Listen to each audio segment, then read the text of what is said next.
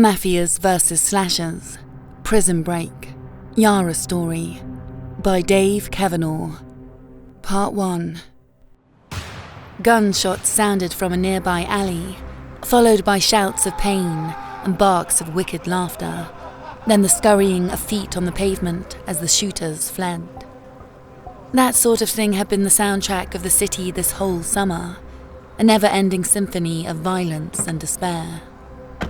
As she stepped from the car and marched down the sidewalk, stepping over garbage and broken glass, she paused momentarily to look at her reflection in a storefront window.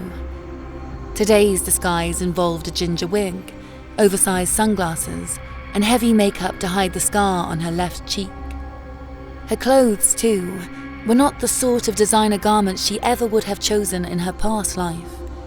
The woman she saw in the reflection wore a stiff grey pantsuit with shoulder pads and a pair of flats. She carried a large, faux designer handbag protectively under one arm. All the items had been purchased at a thrift store. Who the hell am I? It was a question she had asked herself 1,000 times over the past 2 years. She used to be Yara Volkova, but Yara Volkova was dead. Everyone knew that. Her body had been reduced to ash in the explosion of a downtown restaurant. Her death had been reported in a police press conference and confirmed in the many news stories that followed. There was even a whole paragraph about it on the Wikipedia page for that infamous night of violence, which the internet had christened the Massacre of the Wolves. Charlie wanted her to embrace the death of the old Yara. He insisted that she was now a new person, that this was her chance to start fresh, to reinvent herself. But Yara wasn't so sure. One could change their name, their hair, their clothes. But what about their nature? Adjusting the wig, Yara took a deep breath to steady herself, then turned and approached the graffiti-covered entrance of an apartment building. The bell panel for the apartments was broken, so she pulled a set of skeleton keys from her purse, picked the lock on the front door, and slipped into the dark lobby. Hurrying up the stairwell, which smelled of urine, she reached the 3rd floor and set off down the hall. Now that her mind was focused on the task at hand, she did not hesitate, and marched right up to the door of apartment 12B and knocked, hard and fast. She heard movement inside, but the door remained closed as someone called out, "What do you want?" "Good morning. I'm looking for Mr. Kazuo Murata." The door squeaked open an inch on its chain, and a short man stood in the shadows on the other side. "And who the hell are you?" Yara widened her smile. "Jane Smith." "Uh-huh, sure you are," said the man. "Well, Jane Smith, you can tell your boss that I still can't pay him, and if he wants to break my other leg, I'd appreciate it if his goons bring a wheelchair when they come." "Mr. Murata, I'm not here to collect any gambling debt from you. What I'm after is information, and if you help me..." She leaned toward the opening. "I can see to it that your debts are erased. All of them." "Ha!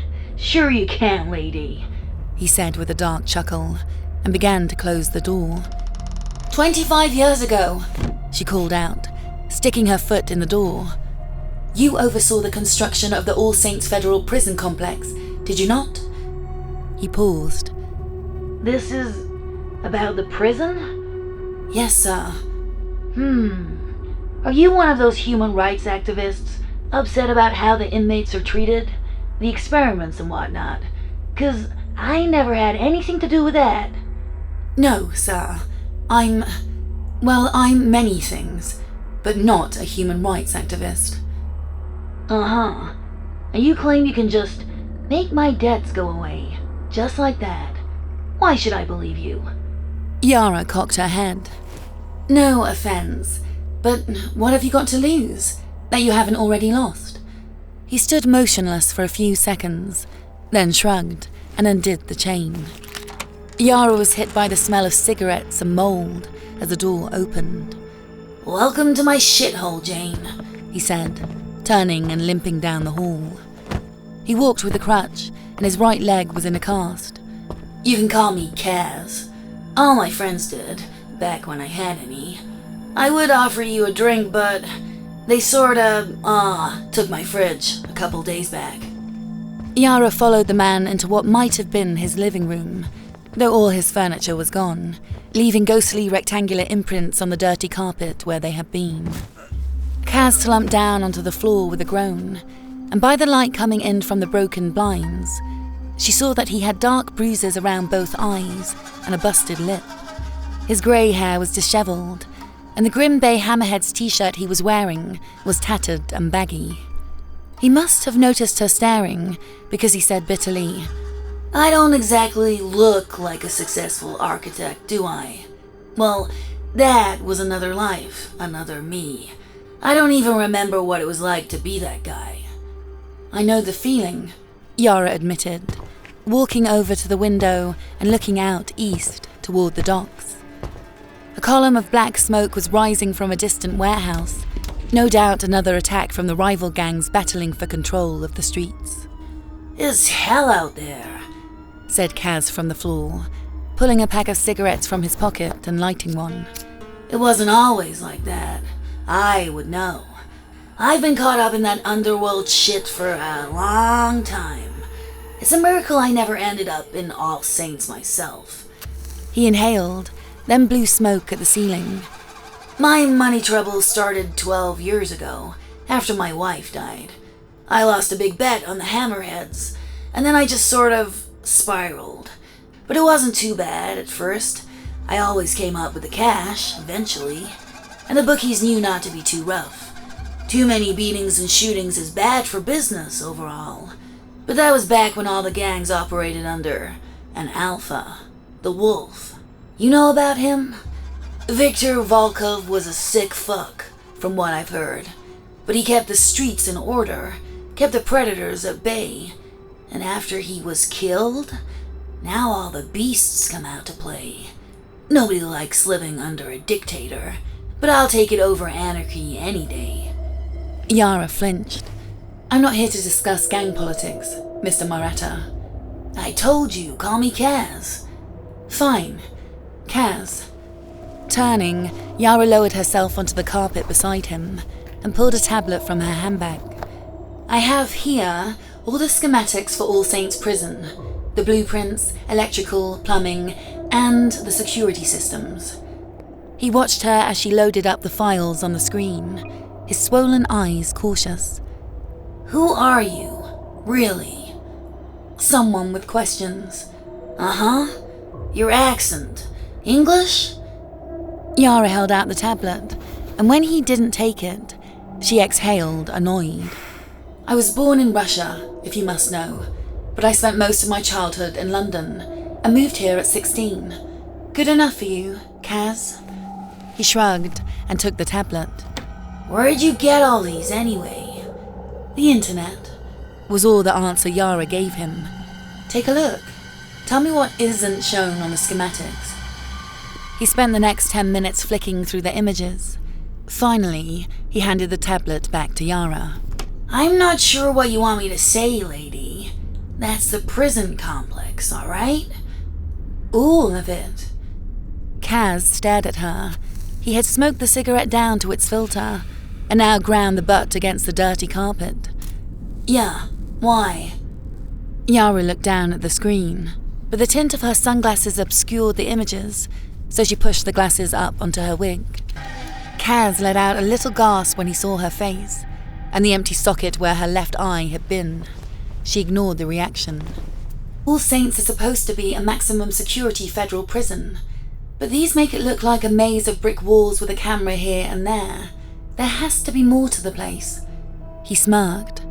Well, yes and no. Some areas do have additional security measures. The old tower, for example. But you gotta remember, the original structures were those of a 19th century monastery complex. My job was to modernize the place, add in electrical, put up some new units, and surround it all with an impenetrable wall. And the budget for that renovation was a goddamn joke, but I found a way to make it work. But how does it work? How are the prisoners kept in order, kept from escaping? Kaz flicked his cigarette butt across the room. Security, like everything else, it's mostly a matter of psychology. If there aren't enough guards or enough working cameras, you gotta place them strategically to appear more threatening. And that whole complex is a labyrinth of corridors and courtyards and cell blocks. It's a total bitch to navigate. Messes with your mind. That helps. Plus the walls are thick and the ground is rocky. If an inmate wanted to escape All Saints, there's really only one way out, and that's through the front doors. He reached into his pack for another cigarette, grunting when he saw that he was out. Damn it. Hey, you got a smoke on you? Yara shook her head. Moving on, correct me if I'm wrong, Kaz, but it looks like every lock on every door in the prison is controlled electronically. Yeah, that was the cheapest way to do it. But wouldn't that make them vulnerable to a power cut? I know there's a backup system, but if someone on the outside cut the energy to the prison and deactivated the backup power, wouldn't that allow every cell door to be open with a good shove? Oh, sure, but like I told you, it's all about psychology. He raised a finger and pointed up at the window. Outside, more gunfire had risen up, like distant fireworks. It's like that. Ever wonder why the government doesn't just roll in the military to take out all the violent gangs that run every slum in America? The system needs the gangs. Because as long as the poor and desperate are busy battling each other, they're weak. And instead of joining together to fight for their equal share of the American dream, they fight their neighbors for the scraps. And if they ever get too strong or too wild, you just lock some of them up in a place like All Saints. Contained chaos, that's what it is. Yara crossed her arms. What does that have to do with the prison's security? Don't you get it yet? That prison, it's like a playground, where only the school bullies are allowed on the equipment. They're all gangsters, Jane. And the gangs in there hate each other, even more than their members hate being behind bars. If the power goes out and the cell's open, all the old Italian mobsters in the St. Mark's wing would rush out immediately to attack the Irish over in St. Luke's. The Golden Gunners in the basement would charge up to fight the skinheads of Skull 18 above. The Vino Sinners would go looking for the lost piranhas, and so on and so on. See what I mean? And all of them would be hunting down the surviving Russian inmates, if any survived this long. From what I hear, after the massacre of the Wolves debacle, it's been open season for any and all Volkov associates. Yara felt her cheeks flush with anger. Yes, I've heard that too. The prisoners would tear themselves apart, he went on, and the guards would let them do it. They'd want them to do it. It's part of their training. If all-out war ever breaks out in All Saints, the staff knows to lock themselves in security rooms until the worst is over, and the city cops arrive to help. Kaz leans towards her. Anyone trying to escape after your little power cut would find themselves in a pitch-black, labyrinth-shaped battlefield. They wouldn't last a minute. So if that's what this is about, if you need to get someone out of here, I recommend finding him a good lawyer. Yara shoved the tablet back into her purse, sighing in frustration. Who is it, anyway? Does that matter? Asked Yara. Guess not. As long as it's not that psycho that ruined everything. You know the one. The sundown killer. Yara froze. Slasher. What's that? Jasper David Wraith. He's called the Sundown Slasher, she said, sliding her right hand into her purse. Oh, is that it? Yeah, I was glad to see that somebody pushed that madman over a balcony. It's just too bad he survived the fall. He deserves worse than a broken neck. Worse than a life sentence, too. Leaning on his crutch for support, Kaz began to rise up. Did you see that Sundown kid is trying to appeal his conviction? Got himself a new lawyer. Some wacky bitch. Ah, help me up, will ya? My leg is giving me hell and... Oh. He stared up at her, his mouth going slack. Yara had just drawn a pistol from her handbag and pointed it in his face. It looked to be a small, tactical Smith & Wesson with a long suppressor screwed onto the barrel. Uh-huh, I see. Well, that thing about erasing my debts did seem too good to be true. Yara swallowed. It was true, in a way. Your debts will die with you, Mr. Matara. Nice bit of logic there. He straightened up with a groan, leaning on his crutch. But I don't see what killing me would accomplish. I don't even know who you are. That's the thing. Yara took a step closer, letting the end of the suppressor rest against his forehead. Neither do I. He didn't look shocked, or scared, or angry. He just looked tired. Well, what are you waiting for? 'Cause I either want to go out and get some more cigarettes or else...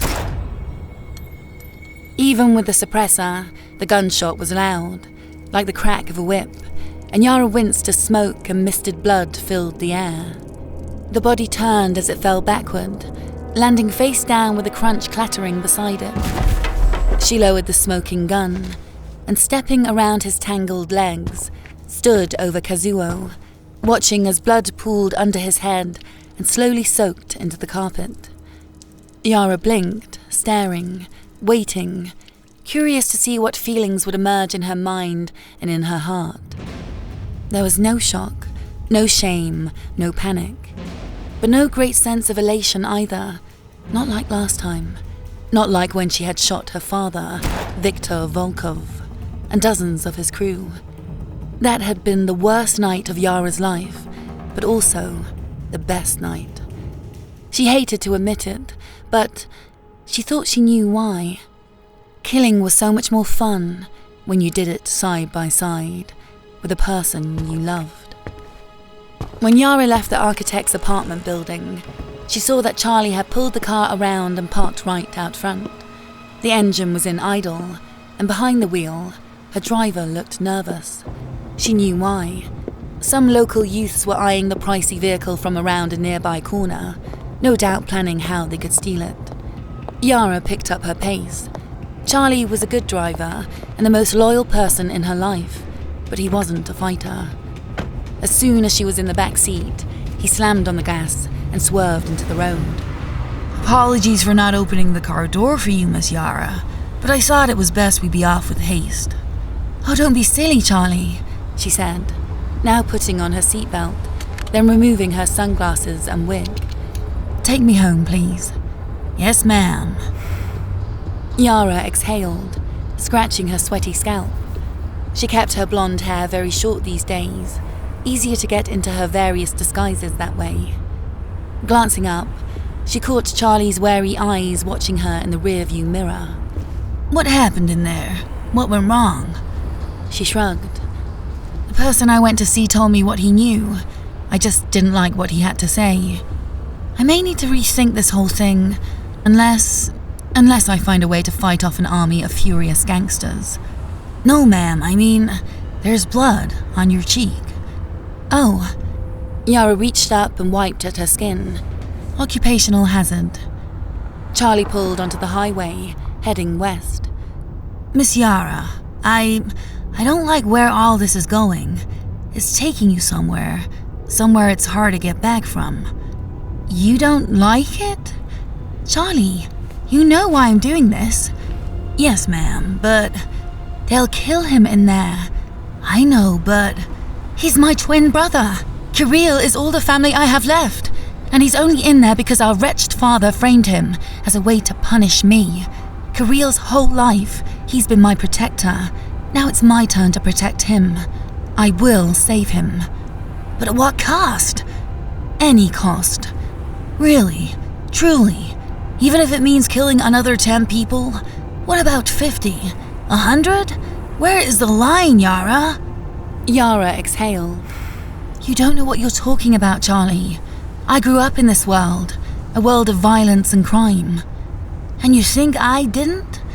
That street we just left, that's my old neighborhood. I've seen the same shit and violence every day of my life.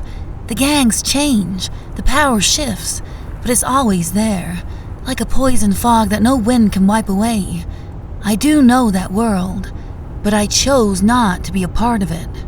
Oh, don't act so noble. Didn't you choose to work for the Volkov Syndicate? As a driver, not an assassin. The people that do that, they're monsters, Yara. And maybe I'm one of them. You are not your father. Neither are you.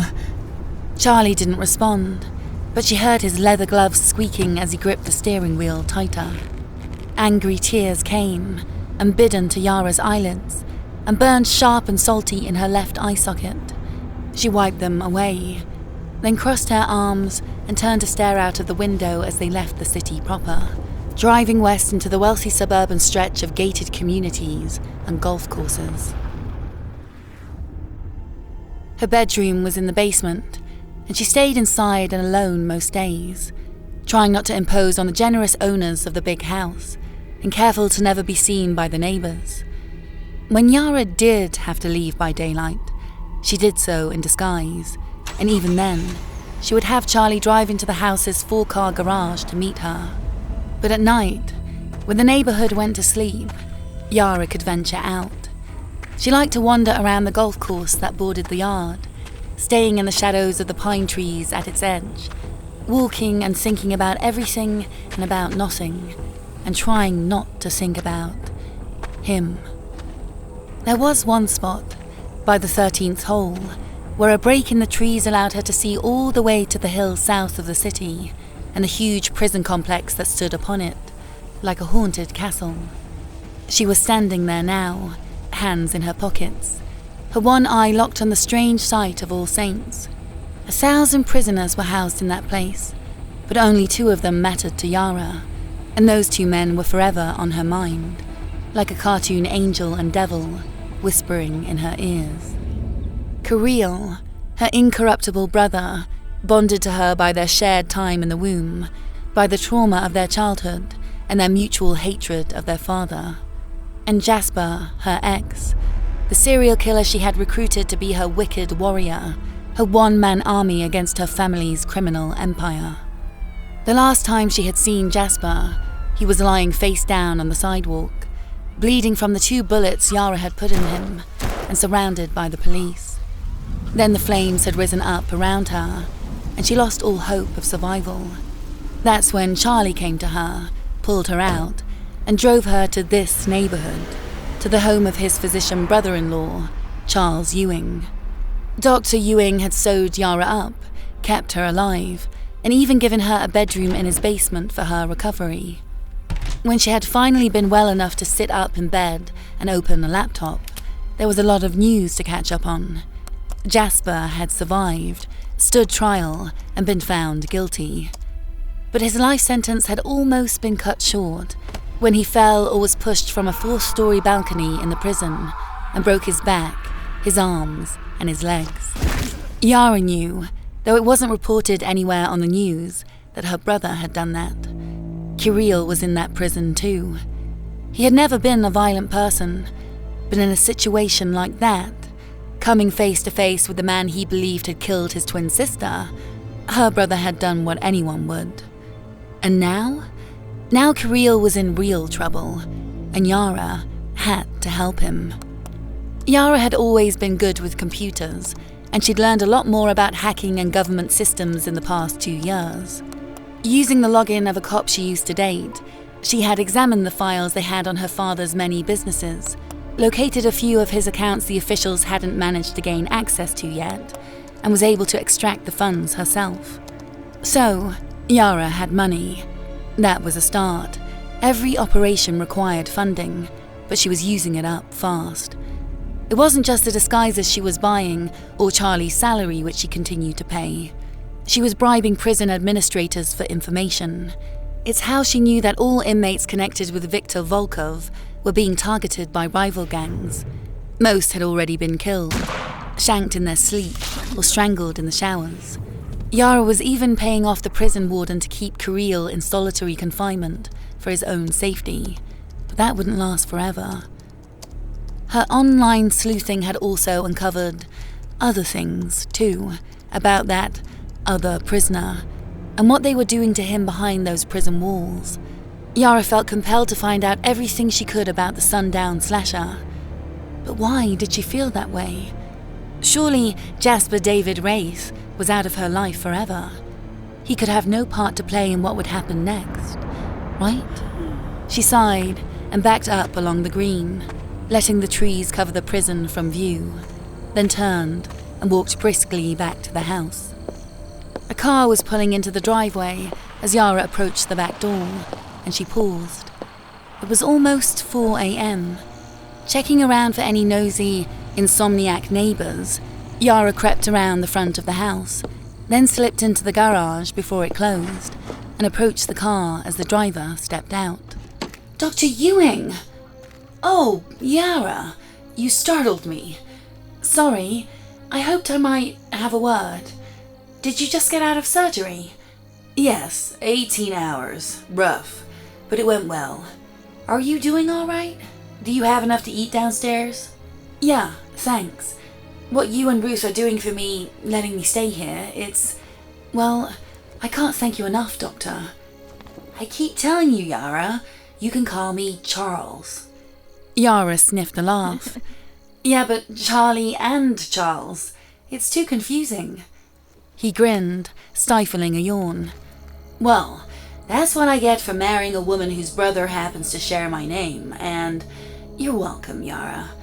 When Charlie brought you here with your injuries and said you were in danger, we had to help. And Charlie said you're good people, so... Yara blushed. Charlie is good people, and his wife and sister and you. Me, I'm just... I don't know. Is there something I can help with tonight, or... Yes, well, I was wondering, have you heard anything about the illicit activities that go on over in All Saints Prison? I've heard about the poor living conditions, reports of extreme violence, that sort of thing. Seems like a nasty place. But what would I know about all that? Nothing, of course. It's just, there are also supposedly medical experiments performed on the prisoners sometimes. And since you're a doctor, I thought maybe you'd have heard something. Now Charles Ewing looked truly uncomfortable. Oh, goodness me. Well, there are rumors, yes. Certain odd conspiracies. Stories about unscrupulous pharmaceutical companies paying the staff to let them use inmates as guinea pigs. I certainly hope it's all untrue. Why? Do you know something? Yara bit her lip. Yes. There's this one doctor.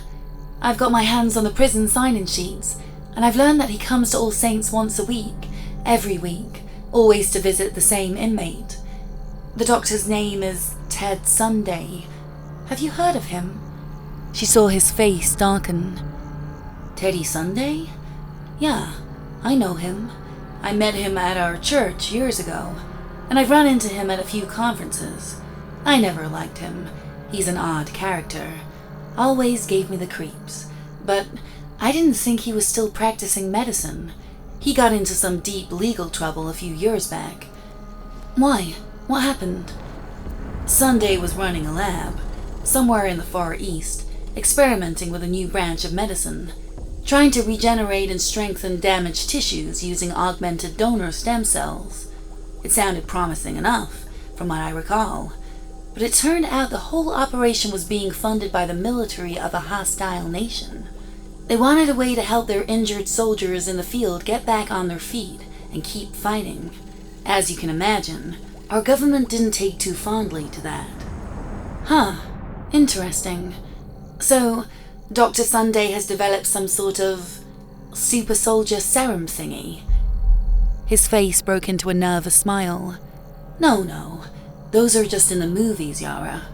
But it could help a lot of people, if it worked. Paraplegics, for example. Yara felt her heart begin to race. You mean like If someone was partially paralyzed in an accident or something, this stuff could heal them, make them strong again, like they were before. In theory, yes, exactly. Why? Why are you interested in this, Yara? Why are you looking at prison records? Charlie said that you were going to start a new life, somewhere else, as soon as you're ready. Oh yeah, I am. It's just, there's something I have to do here first, and what you've just told me, I think it will help. A lot. She straightened up, trying not to smile, and wondering why her facial muscles even wanted to smile at this moment. The information she had just learned should have been terrifying, and yet... Well, good night, Dr.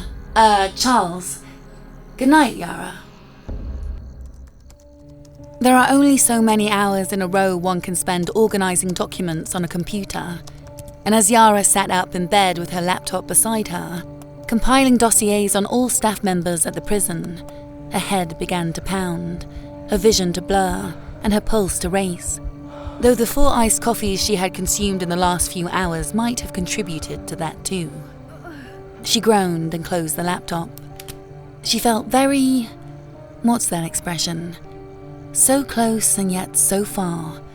She had all these pieces of a plan, but she was struggling to grasp the full picture, to find a way to get all the key players into place. She needed a break, a change, something to get her mind off things. Settling back on her pillows, she opened the laptop and loaded up YouTube. She had just decided on starting a docu-series about aviation history when the title of one of the recommended videos on the edge of the screen caught her eye. Sundown Slasher's new lawyer declares he was framed. Oh, this ought to be good, she mumbled to herself, clicking on the video. Rise and shine, fine citizens, and welcome to Warning in the Morning, your news source for the brutal truth behind the day's headlines. And today, ladies and gents, is another dark day for our once great city. Yara paused the video, which showed the mustached face of an angry journalist, and moved the cursor along the timeline, all the way to the middle, to the most replayed section, where the thumbnail preview showed him interviewing the lawyer. With her doughy eyes and heavily applied lipstick, the woman on the screen made Yara cringe. Lizzie Lovejoy had made a big splash in the press when she took on Jasper David Race as a client, insisting that he would win his appeal and get a new trial. Yara hadn't thought much would come of that, but could the lawyer really now be insisting that Jasper hadn't just been given ineffective counsel, but was actually innocent? Clicking play, she readied herself for some real bullshit. The Sundown Slasher will die in that prison next to the other 2 freaks, the news host was shouting at his guest. And good riddance. On the screen, Lizzie Lovejoy closed her heavily shadowed eyes and shook her head with a sigh. You don't know him like I do. No one does. I've sat by his bed in that awful place. I've held his big scarred hands and looked into his dark eyes. He can't have done those terrible things. His soul is too pure. I've sensed it. Oh, good Lord. Is that what this... Yara paused the video again, sitting up. Several things had just occurred to her. The lawyer was clearly out for attention, as Yara had presumed. She also appeared to be genuinely crazy, and probably in love with her infamous client. That was no big surprise, really. Jasper had several online fan clubs that Yara knew of, started by desperate damaged women, or gays with a very particular taste. Not that Yara could judge. But it was something else Lizzie Lovejoy had just said that got the gears in Yara's mind spinning. Holy shit.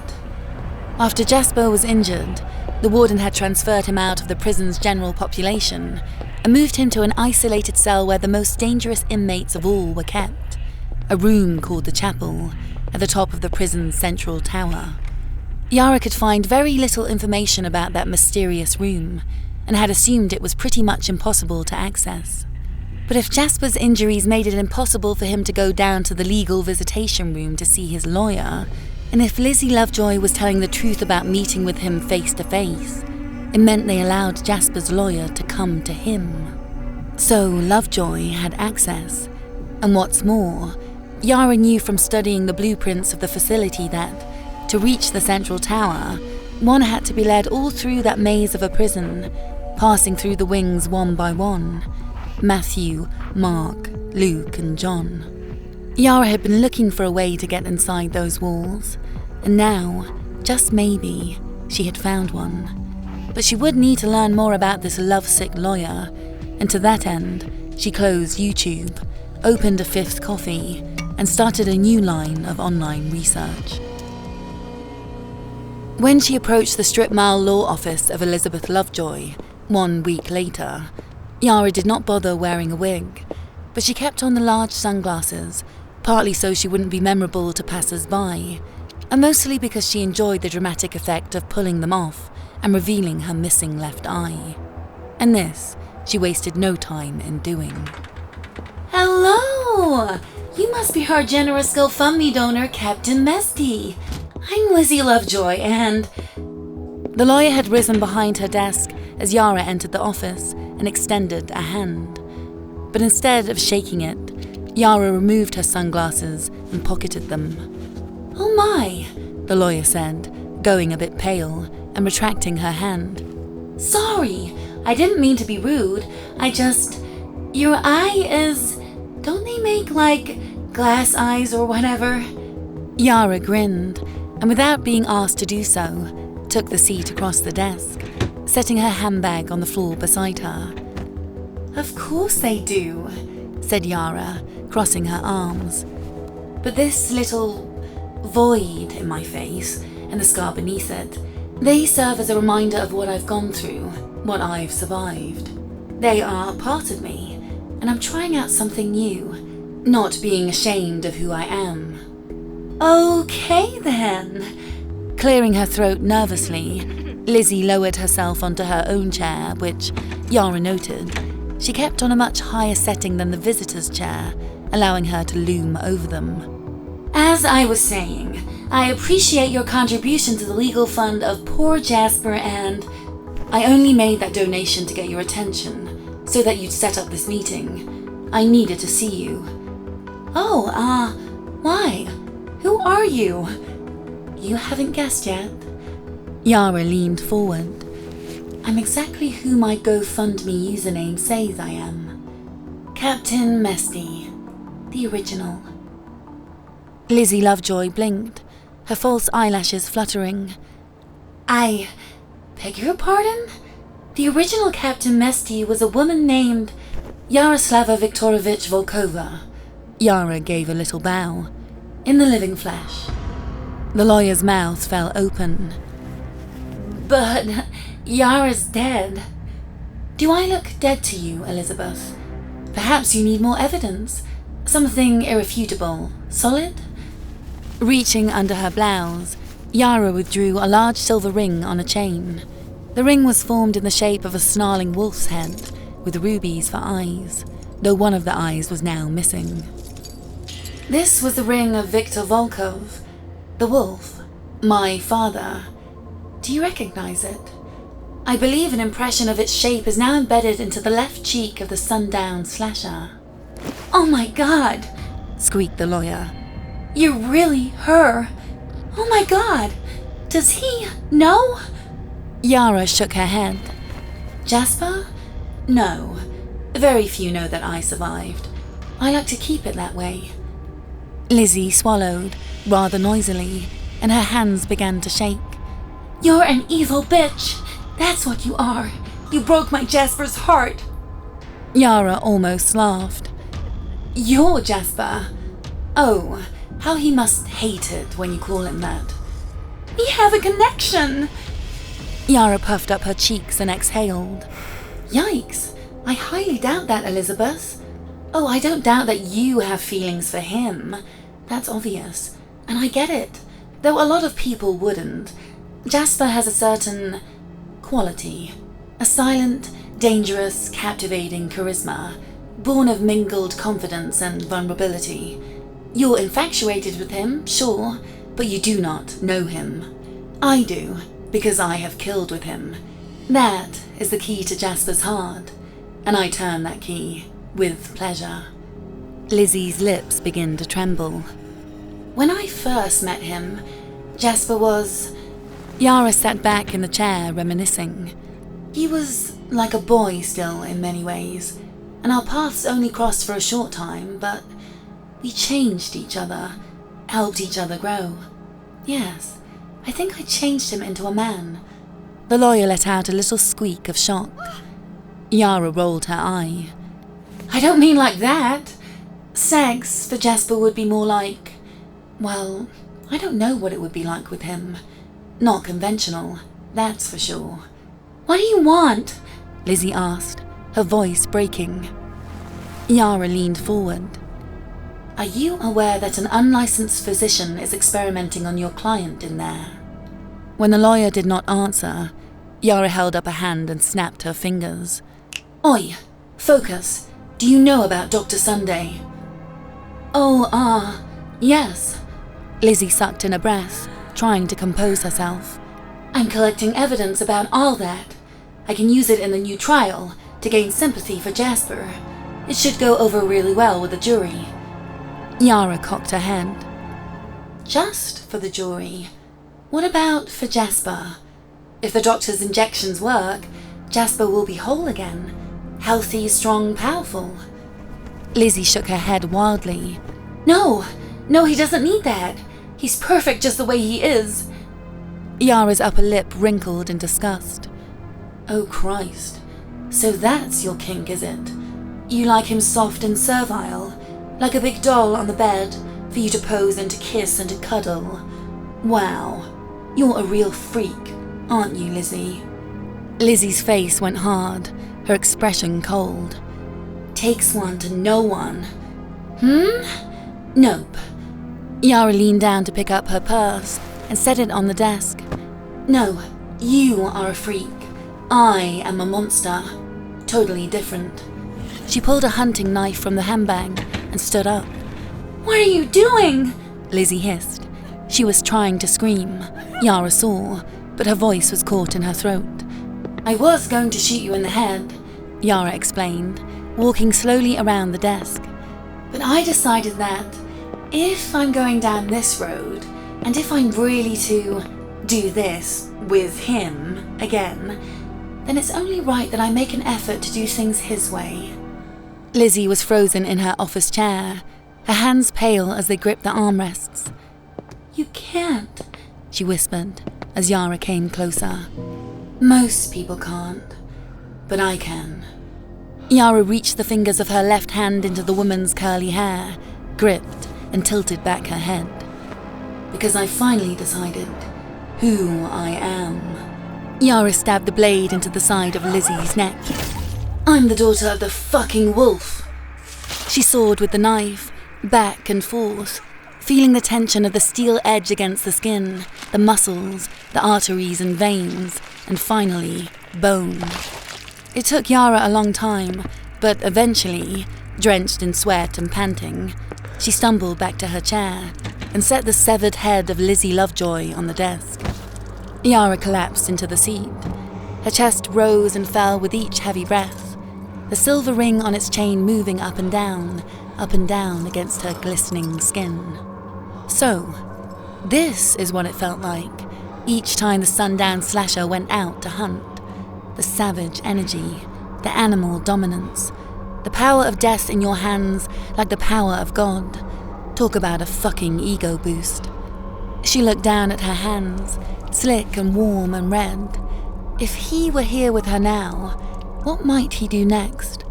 Probably take Yara's small, smooth hands in his big, rough ones, bring them up to his mouth, and clean the blood off her fingers one at a time, with his tongue and his lips, while his eyes bored into hers. She remembered those eyes. They were almost always downcast, his face in shadow.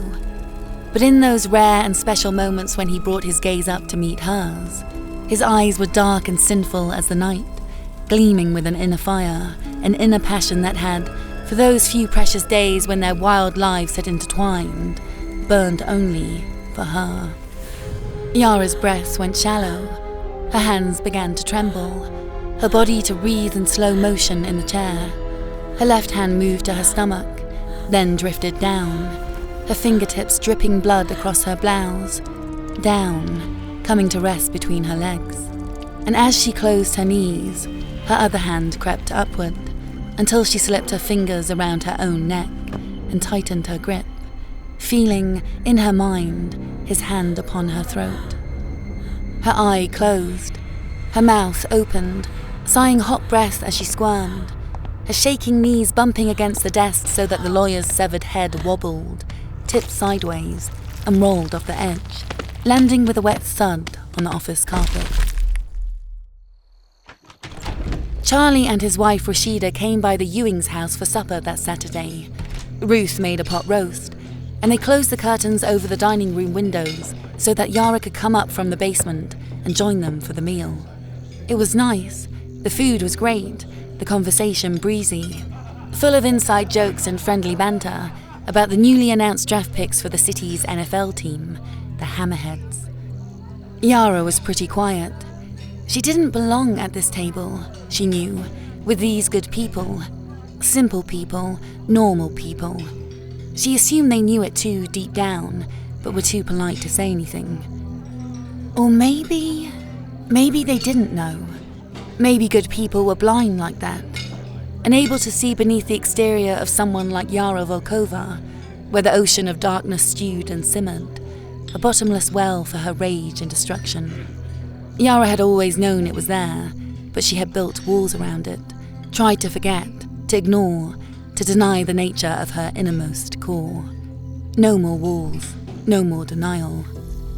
After dinner, Yara offered to do the dishes, and Charlie said he'd join her. So as Dr. Ewing and the ladies went off to make drinks in the drawing room, Yara scrubbed plates and cutlery in the sink, then handed them to Charlie to dry.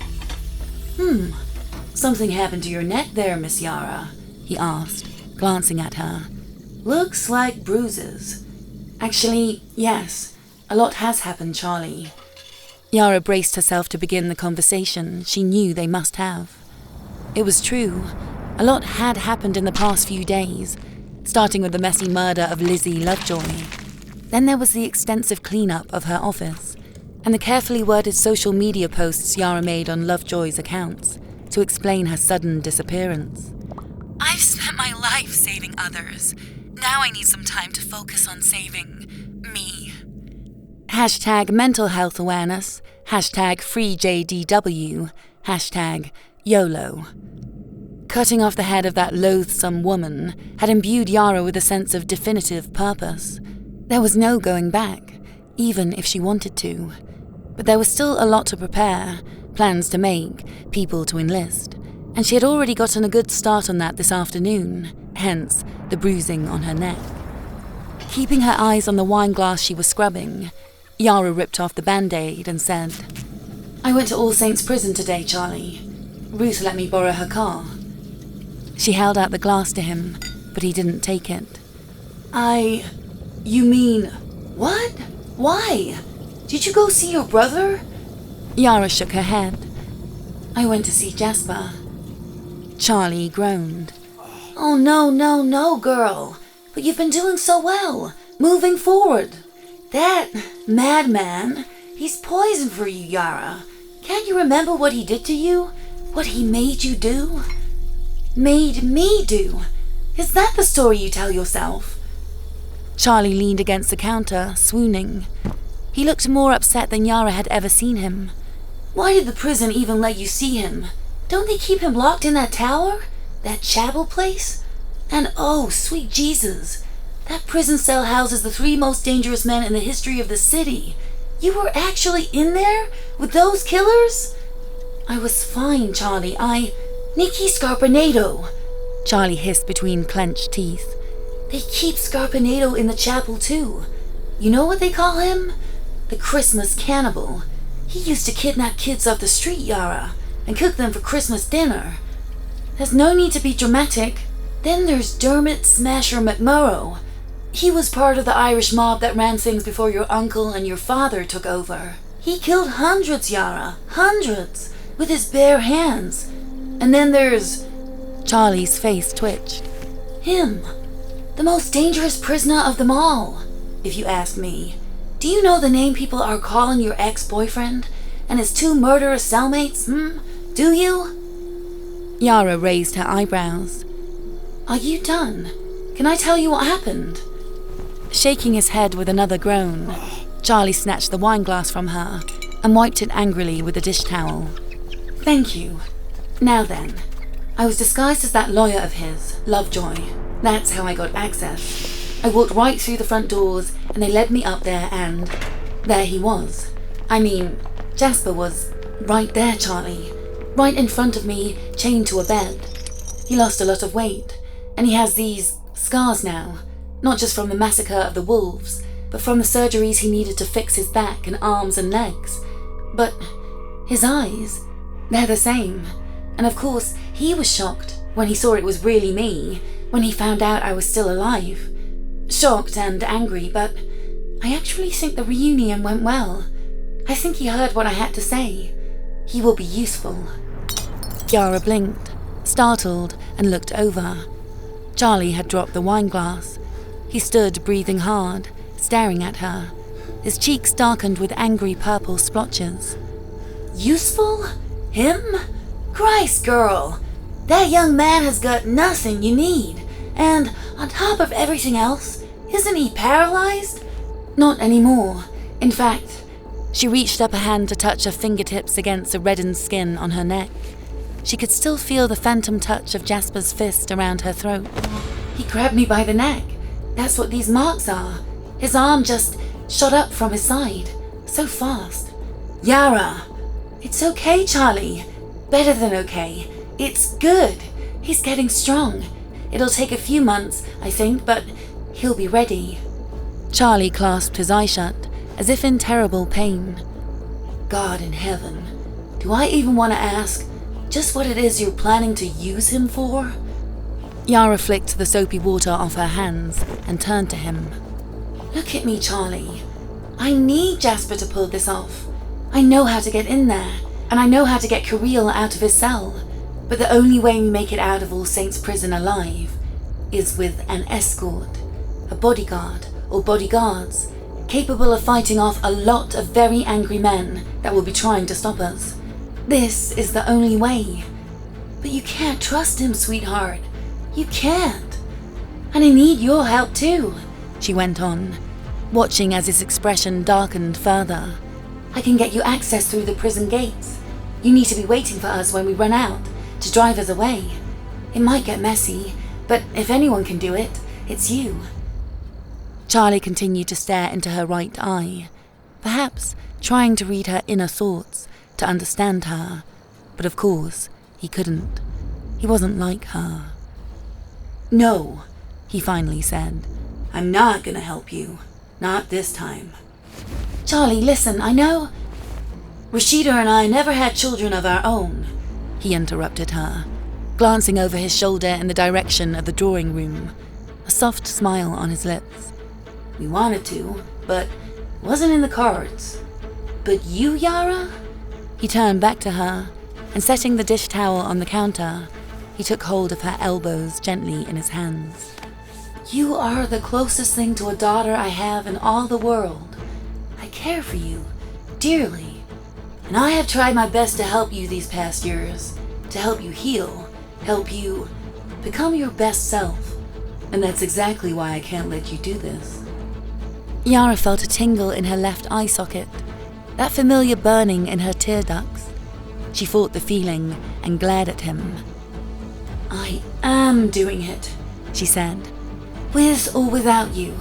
And let's be clear about one thing. If I am killed, and my chances of doing so are that much higher if you're not with me, that's something you'll have to live with. So, choose. When I run out of that prison with my brother by my side, will you be there to drive us to safety? Yes or no? Charlie stared at her, his every muscle strained, the flame of hope in his eyes growing dim. Slowly, his shoulders relaxed and slumped in defeat. He closed his eyes, and as tears fell down both his cheeks, he nodded.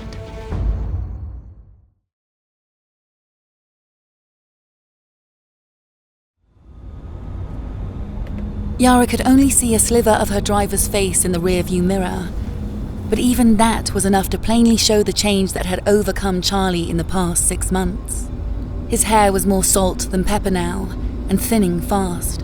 He had lost weight, and his eyes had that sunken, haunted look of the terminally ill. She knew that was her doing, but she couldn't let herself be affected by it. Yara had a mission.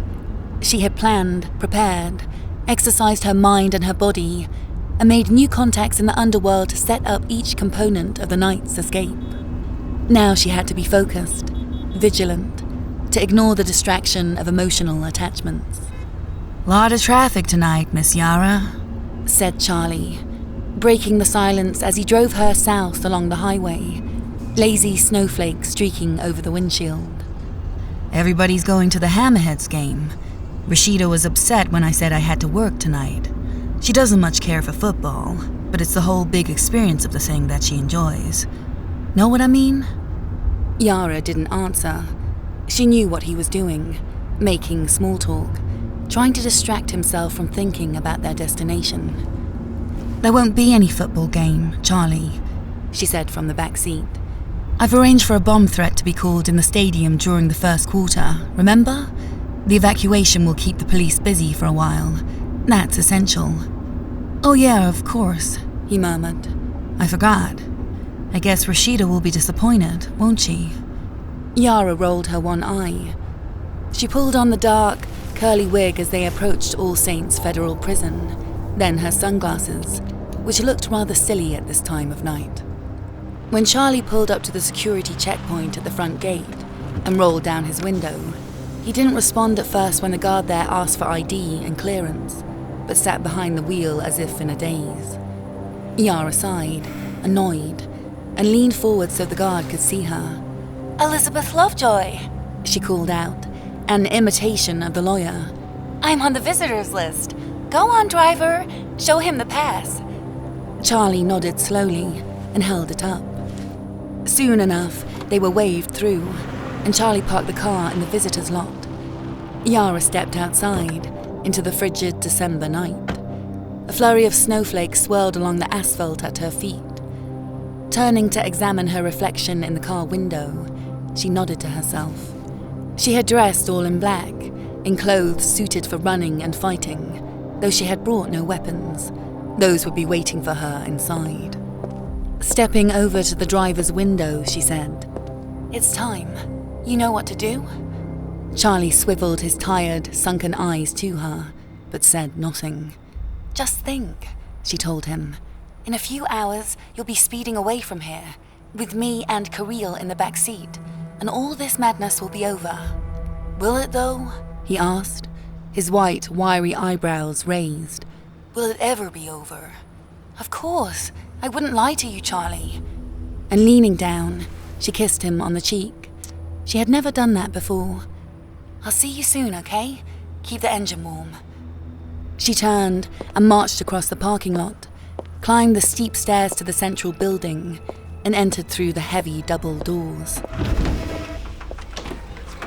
After passing through security and the metal detectors, a guard escorted Yara through the atrium, then down a short corridor and into the huge modern mess hall of the St. Matthew's wing, then up staircases and down musty halls and around sharp corners. As they walked, Yara took note of everything, observing every detail. Everything was in its place, exactly as her visit, and exactly as the schematic she had studied over and over. So far, so good. When the escort left her at the foot of the spiral stairs of the tower, Yara checked her watch. A cheap plastic timepiece on an elastic band that security had allowed her to keep during the visit. She was on schedule, though everything up to this point had been child's play compared to what was coming. She took in slow, measured breaths as she ascended, then came to a stop at the door of the tower's security room, which was directly beneath the infamous chapel. "Everything has led to this, Yara," she muttered to herself, gripping her hands into her fists. "You are the daughter of killers. You are a huntress, clever, cunning, unstoppable. You are a wolf, Yaroslava, and a wolf has no mercy. She stepped up to the door, pushed the buzzer, and was let in by one of the 2 armed correctional officers that Yara knew were always positioned inside. "Evening," said the man, without much enthusiasm, and he walked over to sit in a chair next to his partner.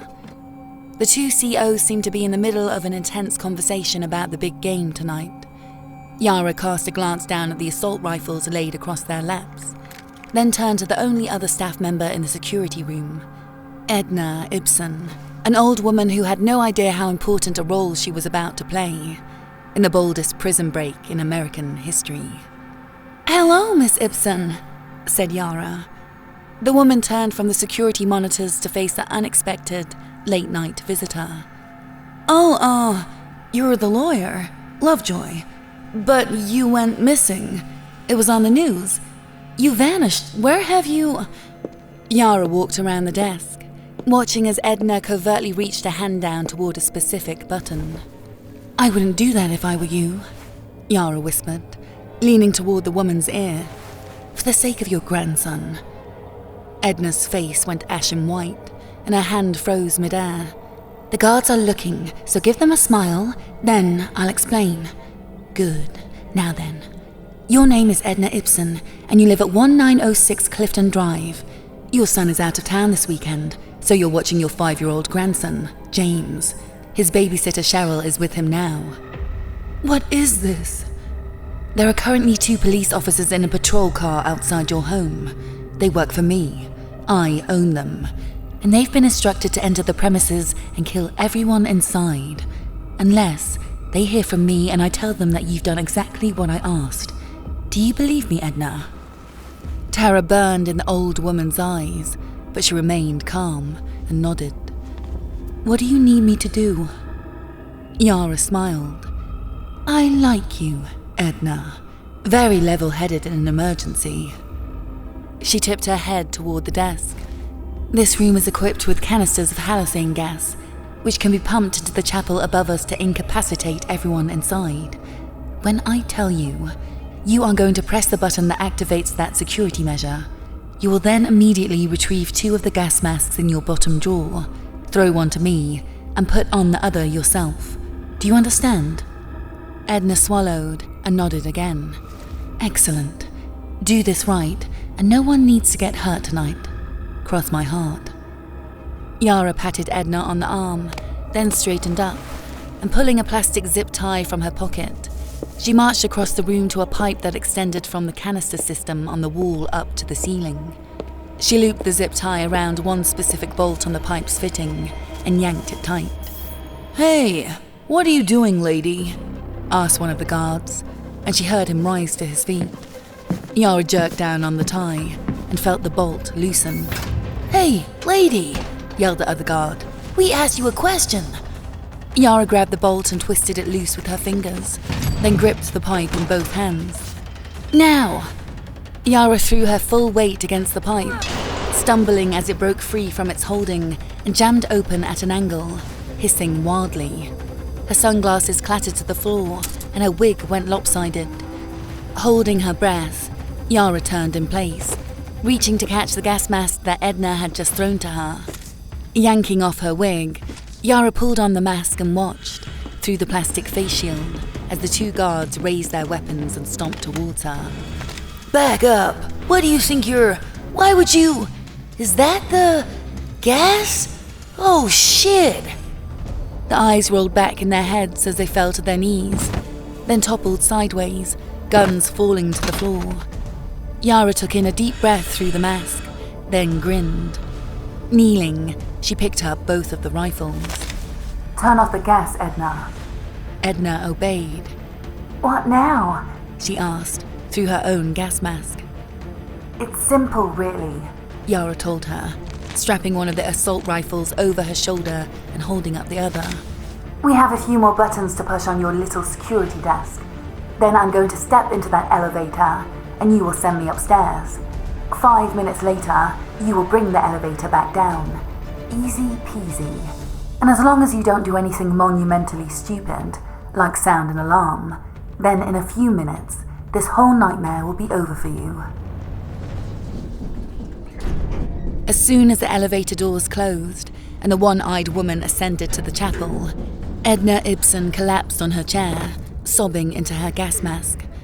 On the floor of the security room, one of the guards released a groaning, painful snore. Overhead, muted pops of gunfire sounded from the chapel. Edna flinched, and for half a moment, she considered sounding the alarm after all, but then she thought of little James, lying in his bed with a stuffed panda under his arm, and she froze in place. Oh, God.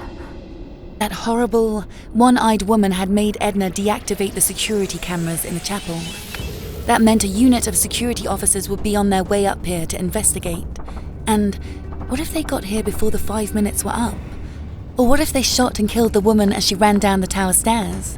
Then the woman couldn't report it in, and those policemen, those assassins, they would... Oh, God! She didn't know what to do, and sat, paralyzed with panic, until the 5 minutes was up.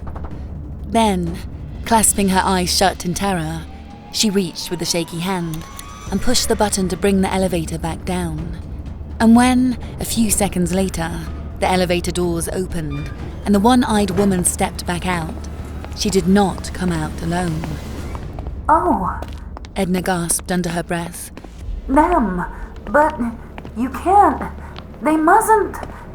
One by one, the infamous cellmates from the room above, who were meant to stay in chains within the chapel until the end of their natural lives, emerged, walking freely into the security room, wicked smiles on their faces, terrible to behold. The twisted trinity of All Saints Chapel.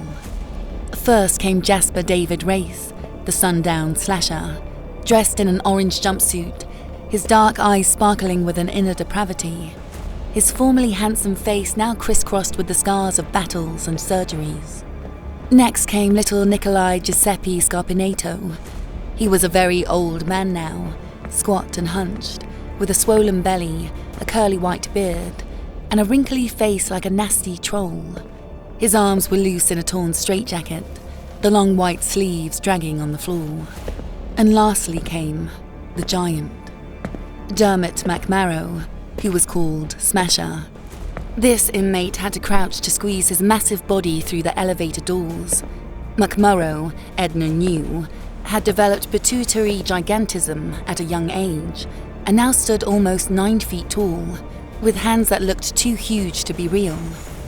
The giant prisoner stood hunched in the security room, the grotesquely primal bones in his wide face making him look like the stuff of nightmares, like an Irish Bigfoot with a ginger beard and top knot. And yet, Smasher had always been a model prisoner. He had never given the staff any trouble. As Edna watched from her seat, the one-eyed woman turned to the 2 guards moaning on the floor and shot each of them through the head. Edna flinched, waiting for her turn to die, but the woman only knelt to collect the extra ammo magazines from the guards' belts. A childish giggle made her look over, and she saw old Nicky Scarpinato staring at her with his beady red eyes. His mouth opened, revealing grey teeth, and he licked his lips. Edna swallowed, more frightened of him than of the woman's bullets. But McMurrow laid a monstrous hand across the elderly cannibal's shoulders and shook his giant head. Nicky retracted his tongue, slouching and pouting, like a child disappointed that he couldn't have a tasty treat. As she watched, the twisted trinity turned and marched to the door that led to the stairwell. They were leaving. Edna was. She was safe, but...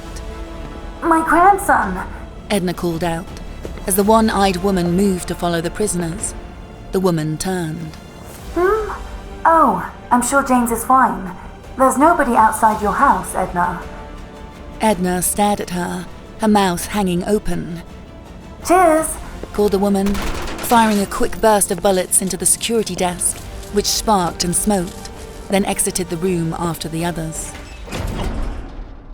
As they descended the tower stairwell, Yara made Jasper take the second assault rifle, then brought the group to a stop at the ground floor. Guards approached from down the hall, as she knew they would, alerted by the actions she had made Edna carry out just before Yara had visited the chapel. the sudden deactivation of the chapel's security cameras, and a brief flicker of the lights within the chapel, which had been her signal to Jasper. Yara held the guards back with a few volleys. Then, as she took a seat on the steps and waited for the power cut, she told Jasper her plan, explaining that chaos would soon consume the prison, and that their only hope of getting through was for her to lead, and him to follow and to fight. Jasper seemed to accept this, though the glint in his eye told Yara he didn't trust her any more than she trusted him. She checked her watch. Okay, the power will go out in 3, 2, 1. Nothing happened. Damn it. I told those wankers to set an alarm on one of their phones. If they got high and forgot, they are so going to... Yara sighed, smiling with relief as the building around them went dark. She heard the guards below bickering in panic and calling for help on their radios. And then, from the cells in the hall on either side, prisoners began to whistle, to laugh softly, to whisper through the little windows in their doors. "Quiet down," barked a CO, and they heard a flashlight click on. Yara felt, more than anything else, Jasper creep up beside her. "What are we waiting for?" From the hall, the distinct sound of a prisoner experimentally pushing on his cell door, and the door creaking open, made Yara grin. Contained chaos. "Get back in your cell right now." "They're unlocked! They open, boys!"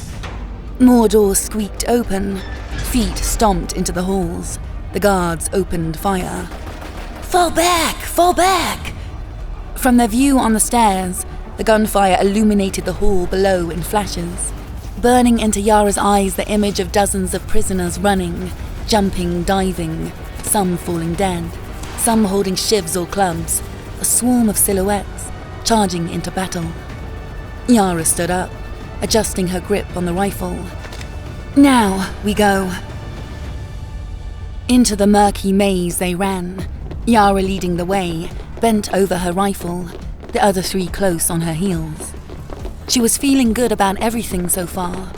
Jasper was cooperating, and although she had originally considered, and then rejected, the idea of using his strangely quiet, bizarrely proportioned cellmates, she was now glad they were tagging along, and hopeful that the ginger giant Smasher McMurrow would be a big help if they got trapped anywhere. The other one, that little cannibal Father Christmas, Nikki, she wasn't so sure about. Turning a corner, she sped up. Yara and Jasper had switched on the flashlights on both assault rifles, but the beams did very little in the pitch darkness of the corridors. It didn't matter. Yara knew the way. She had rehearsed this mission many times in the previous months, over and over, until the path was so embedded in her mind that it had become the setting for her dreams. A labyrinth wherein each cell contained another of Yara's nightmare, another grisly vision of her past. In those dreams, she always saw her father, his hairy fists gripping the bars of a prison cell as he stared out at her with his cold grey eyes. In the cell next to his, she would usually see Maxim, her vicious older brother, who had bled out on Yara's apartment floor after Jasper threw a knife into his skull. The characters of Yara's family were the perfect fit for nightmares. A distant pop of gunfire somewhere in another wing shocked Yara back into the present, and she refocused on the task at hand. Everywhere, prisoners were rushing from their cells, like nervous shadows, meeting up with allies or coming upon enemies and wrestling in the dark. Yara led them down to the lowest section of the St. Mark's wing, and there, met with a group of the Golden Gunners, a gang with whose members on the outside, Yara had developed a professional relationship. As had been arranged, she traded one of the assault rifles to the Gunners in exchange for a secret stash of prison-made, metal-stabbing weapons. Weapons for Jasper. Yara wasn't sure how she felt, watching Jasper arm himself with 2 long iron nails, 2 knives, and a sharpened meat cleaver. A cleaver like that is what had sliced open her face and cost her an eye. Jasper might do it again. He might take the other eye this time, or go for her throat. It certainly seemed like a likely outcome of all of this, and yet, Yara knew, in her heart, She could only pull this off side by side with the sundown slasher. In his pitch-black cell, Kirill Volkov was sitting up, his back against the cold steel door, weeping into his hands, and pushing with his feet against the grimy ground as the door was rammed into his back again and again. From the hall outside, 2 men were laughing as they tried to get in. "We're gonna get you," they crooned. "Keep crying, wolf boy. Howl to the frickin' moon. It'll be the last thing you do. Tonight, we're gonna get us a Volkov." And then, from the hall, another voice, an impossible voice, called out, "Not if this one gets you first." Kirill opened his eyes in the dark, feeling the door at his back go still. He heard someone on the other side, crouching to the ground, and he knew, though the action was silent, that a soft hand had just pressed itself upon the door. "Kirill? Yara?" "Yes, я здесь, брат." Kirill sat forward, his feet scraping the floor as he leaned to hug his knees. "So then, those men, they must have got in here after all. I must be dead." "No, brother, you're not, and I'm not. I survived, Kirill. I wasn't in the restaurant when it went up in flames. Charlie pulled me out. I made it." "But, you really mean... I've come to get you out, Kirill." He gasped as the cell door squeaked open and scooted backward along the ground like a frightened animal, his eyes wide, staring up in shock and disbelief, as the ghost of his sister entered the cell. Yara was careful to move slowly, to not startle him. She set her rifle against the wall so that its light shone off the bricks and cast a gentle glow around them. The cell wasn't much bigger than a closet, with a dirt floor scattered with bones of rats and a stench like hell itself. Yara held out one hand to her brother on the floor. "You see, Kirill? Take my hand. It's real. It's me. Yara." Kirill's eyes remained wide and cautious, but slowly, he lifted one scrawny hand and Yara took it. "I'm gonna help you up, okay?" She moved gingerly. Kirill was so thin, so weak, like a skeleton in a faded orange jumpsuit, and his beautiful face had become a gaunt mask of hunger and fear. She was able to get him on his feet, holding him upright by his elbows. "Yara?" he said again, blinking and looking from her right eye to her left eye socket and the scar on her cheek. "You look terrible." Yara broke, a pent-up laugh erupting from her as tears burst suddenly from her eyelids. "I do? Jesus, Kirill, it's a good thing you don't have a mirror in here. I mean, I know you're always working on your waistline, but this is just ridiculous." He tried to smile back, but his lips only quivered. "We're getting out of here now. It won't be easy, but I'm not alone. I have a team, and it actually includes... well, just trust me, okay?" Moving around his side and sliding one arm behind his back to hold him, she reached with her other hand to get the rifle. "We're going out into the hall now. Ready?" She took a step, but he pushed back, shaking his head. "This place, All Saints, it's dangerous." "Kirill, look at me, brother." Their eyes met. "I am dangerous, so don't you worry." But he did worry, Yara could tell, and he couldn't stop shaking as she led him slowly up the hall, to where the others were waiting in a low brick passageway. The bloody bodies of a dozen prisoners lay in pieces on the floor, and standing in the midst of that carnage, a knife in one hand and a cleaver in the other, stood Jasper David Wraith. When Kirill saw him, his body seized, and Yara could barely hold him upright. "He's gonna pass out. Help me," she grunted at the others. Smasher stomped over, crouching to fit in the low-ceilinged space, and reaching out with his huge, muscled and calloused hands, he wrapped his fingers ever so gently around Kirill's back and behind his knees, then lifted, cradling the thin body against his massive chest, like a father holding a toddler. Yara exhaled, feeling her blood begin to boil as she looked at what had become of her beloved brother, limp in the giant's arms. Their father had done that, by framing Kirill for human trafficking and getting him sent here. The other prisoners had contributed too, doing God knows what to him these past years, not to mention the horrid staff. Fuck this prison.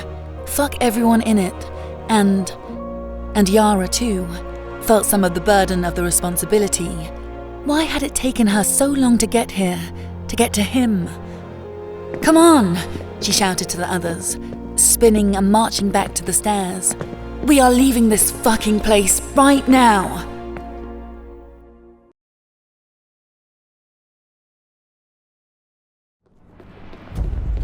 As Yara led them through the dark of All Saints Prison, up stairwells and down corridors and through the old monastic maze, she began to believe that, against all odds, they might just pull this off.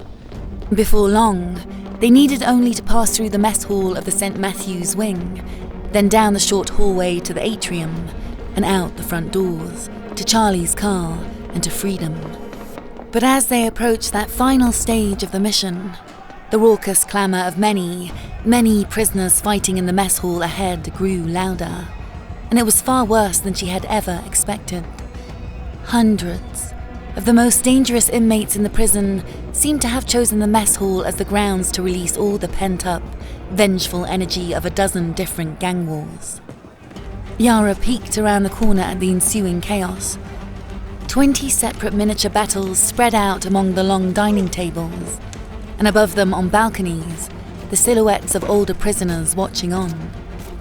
Moving her gaze higher still, she looked up at the skylights, where a dim grey light filtered in through what looked like a proper snowstorm. "Right, guys, let's try and stay together. We just need to reach the doors on the south end. Hopefully the fighting will be a distraction, and we won't be noticed much. McMurrow, you've got my brother?" The huge prisoner nodded, cradling Kirill protectively. Yara switched off the light on her rifle, then crept around the doorway and started forward, looking for a path through the madness. They moved toward the first of the tables, stepping over a body on the floor, then stopped as a pair of gangsters with their hands around each other's throats stumbled past them. Yara had just started forward again when... "Silence, everyone!" Yara looked up and saw one of the old-timers on the balcony with one arm raised, his eyes fixed on them. "Shit," she hissed under her breath, as the violence in the room slowed and quieted, and faces turned to look up at the elderly mafioso. "I know we all have our grievances with one another. Unlike you, I am grateful for this opportunity to them. But I believe a temporary ceasefire is now in order. Turn and behold these latecomers. It seems the so-called Twisted Trinity has joined our party." Yara looked back at Jasper and the others, who had all frozen in place, tense and watchful, as the old mobster continued his melodramatic speech, all about the grand gangsters of yesteryear who had met their end at the hands of these three killers, and must now be avenged, blah blah blah. Yara couldn't help but roll her eye. It was such a boys' club, and she was right here, wasn't she? They could literally see her standing with the Twisted Trinity, leading the murderous trio for God's sake. But did the old wanker on the balcony make even the tiniest mention of Yara's presence? Of course not. And when the survivors of this night told the bloody tale in years to come, would Yara's contribution be remembered? Doubt it. "And who's this?" the mafioso was now saying. "Cradled in the giant's misshapen arms. 'Tis the Volkov boy. Who among you, I wonder, will have the luck to skin the last wolf, huh?" As the prisoners in the hall laughed cruelly, and as their patriarch continued to ramble, Yara reached her limit, and she raised the rifle. Let's send these bastards straight to... Yara's bullet sliced through the old mobster's head. He seized and toppled forward over the railing, crashing onto the tables below. The sea of angry inmates turned to look at the fallen body, then back to Yara and her team. Yara sucked in a breath through her nostrils, savouring the flavour of burned gunpowder in the air.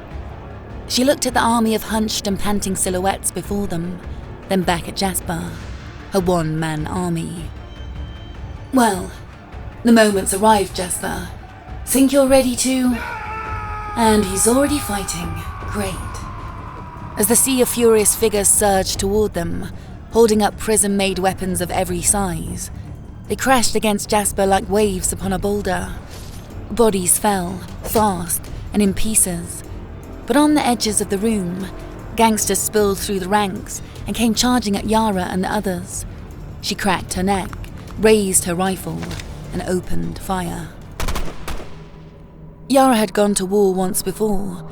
She had ended lives. She had ended her father's life. Her body remembered the sensations of battle, adrenaline coursing through her veins and sharpening her animal senses, thrill and focus replacing fear and pain.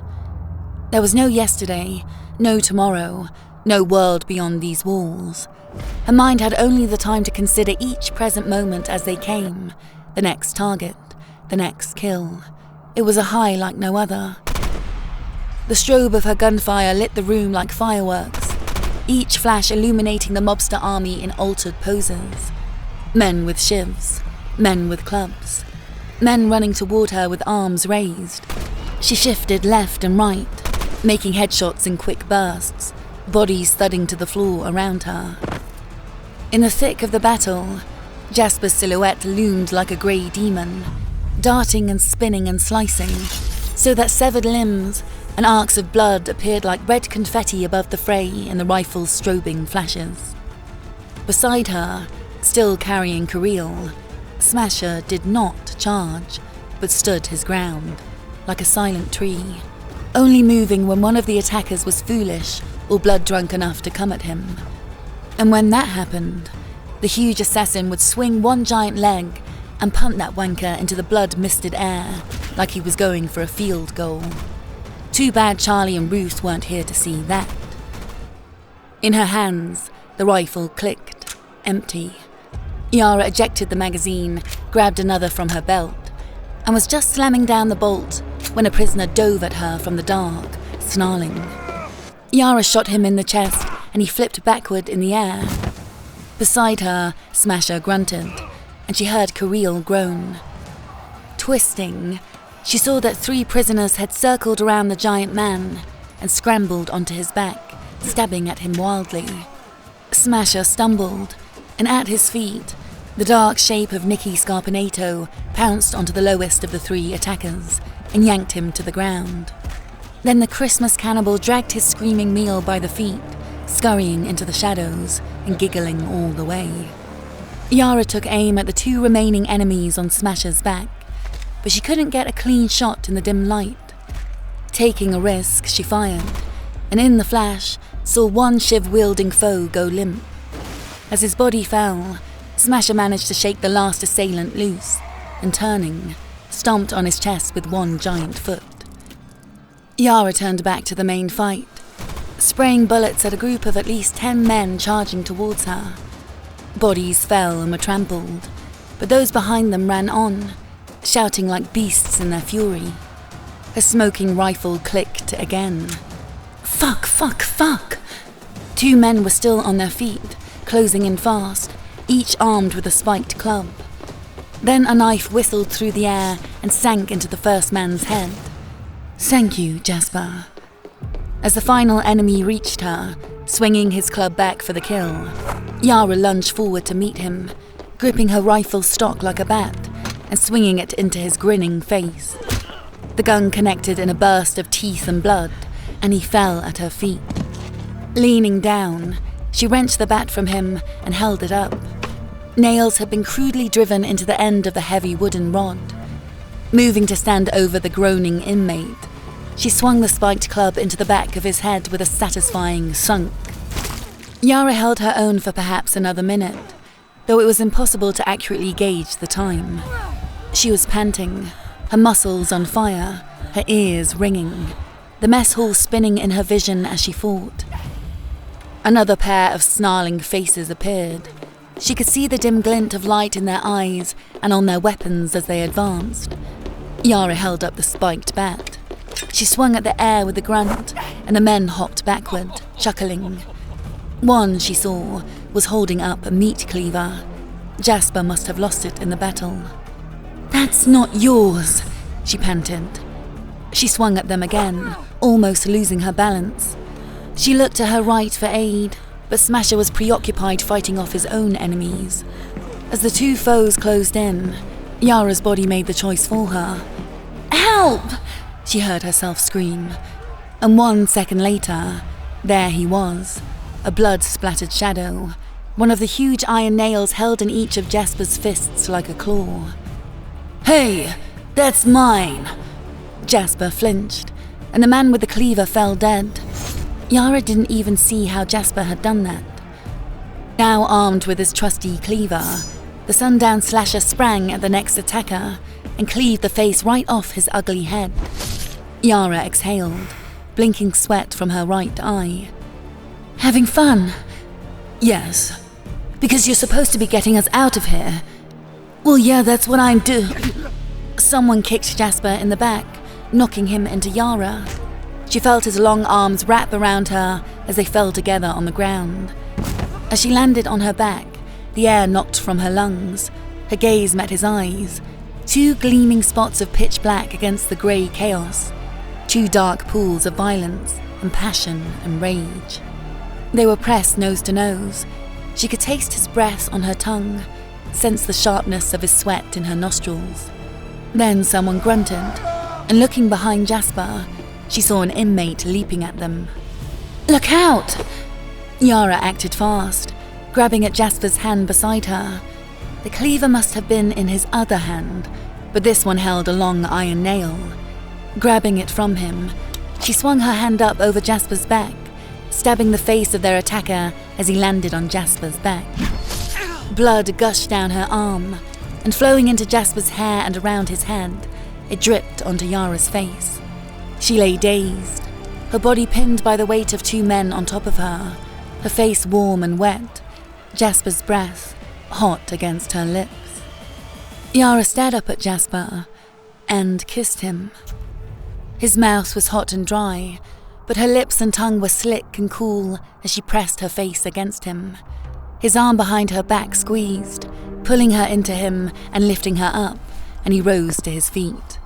The corpse on his back rolled off, thudding to the floor. Yara could hear men running toward them, but she didn't care. In that wild moment, as she pushed her tongue into his mouth while Jasper held her and kissed her, lifting her off the ground as he stood, battle raging all around them, Yara had everything she needed. Then he broke away from the embrace, leaving her gasping for air as she landed on her feet. Jasper spun, killing their next attacker with 1 vicious swing of his cleaver. "Stay behind me," Jasper commanded, and Yara obeyed without delay, stepping up to press herself against his back and reaching her arms under his arms and around his torso, clinging tightly to his chest. His body moved, rocking her side to side as he fought off attacks. With the ear pressed against his back, she could hear the steady beat of his heart, and with the other, she heard the swish of a metal blade cutting the air. Jasper suddenly lurched to the left to avoid the blow. Yara stumbled as her feet tried to match the action. Jasper's free hand clasped her wrists on his chest, squeezing painfully.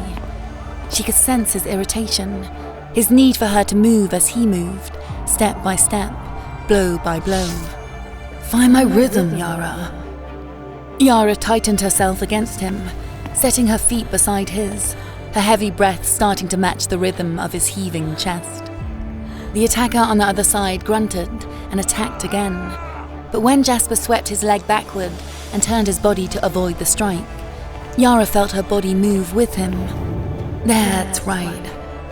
She heard the clash of steel on steel, and sensed Jasper lunging forward even before he did it, and lunged with him, In her chest, her heart began to beat with his heart, both furious pulses aligning their energies. Feel my motion. Their bodies advanced, bending left and right as Jasper swung his blade. Be one with me. Yara felt herself fading, melting into him. One flesh, one mind, one glorious rhythm. Good girl. Jasper let go of her hands, freeing his to fight and maim and kill as they moved through the battle. She clung to him. Time lost its meaning. There was only the now, that rave of sound and fury, of bodies in motion, of Jasper's blade as it protected Yara from all the madness of the world, of Jasper's grunts and heavy breathing in her ear, vibrating through her whole body until the frequency pulsated in waves across her skin, a building pressure, a rising ecstasy, a tingle in the center of her being. She squeezed herself against him, closer, closer. Jasper's free hand touched back down upon hers on his chest, and like a spark, his fingertips ignited fire in Yara. But the moment was shattered, lost in chaos as something crashed hard into Jasper, flinging them apart. Yara tumbled through the air, her head cracked against the edge of a table, and in her mind, the lights went out. As she came to, blinking in the dim mess hall, atop a carpet of broken and bleeding bodies, Yara didn't think she had been unconscious for long. The battle seemed to have died down. It looked like only 100 prisoners were still on their feet, and these had gathered on the south end of the room, overturning tables to create layered barricades to the exit. Yara rose shakily, clutching at her aching head and peering over the barricades at the double doors. In the center of the room, she noticed that Jasper was talking to Smasher, and when she noticed that Nikki was now held in the giant's arms and Kirill was not, she panicked. Spinning in place, she saw Kirill standing behind her, very still, horror in his eyes as he looked at the scene around them. Yara exhaled and walked toward him. We're almost there, brother. She set a hand on his shoulder, but he flinched and moved backward. He must have been in shock, Yara thought. He'd never have jerked away from her like that otherwise. Heavy footsteps sounded as Smasher jogged toward them. What's the plan? Yara asked, but Smasher only bent to pick up Kirill with one arm while holding onto Nikki with the other. That jolly little cannibal was clinging to Smasher's collar like a demented toddler and beaming, blood all down his beard. Cradling them both in his arms, Smasher moved back into the center of the mess hall, then crouched, rubbing the toe of one giant foot against the floor. He was going to run, to charge, to smash. Yara grinned, and looking up, caught Jasper's eye across the room. He nodded at her. Smasher's voice issued a breathy groan that evolved into a thunderous roar, and he charged, feet crunching over corpses as he rushed at the barricades. Yara sprinted forward, meeting Jasper as he ran toward her. Reaching out, she took his hand in his, and they turned and raced together after Smasher. She squeezed his hand, warmth rising in her chest as, ahead of them, Smasher plowed through barrier after barrier, grunting as his charge sent debris and bodies blasting up to either side. They reached the doors, and without slowing down, Smasher slammed them open.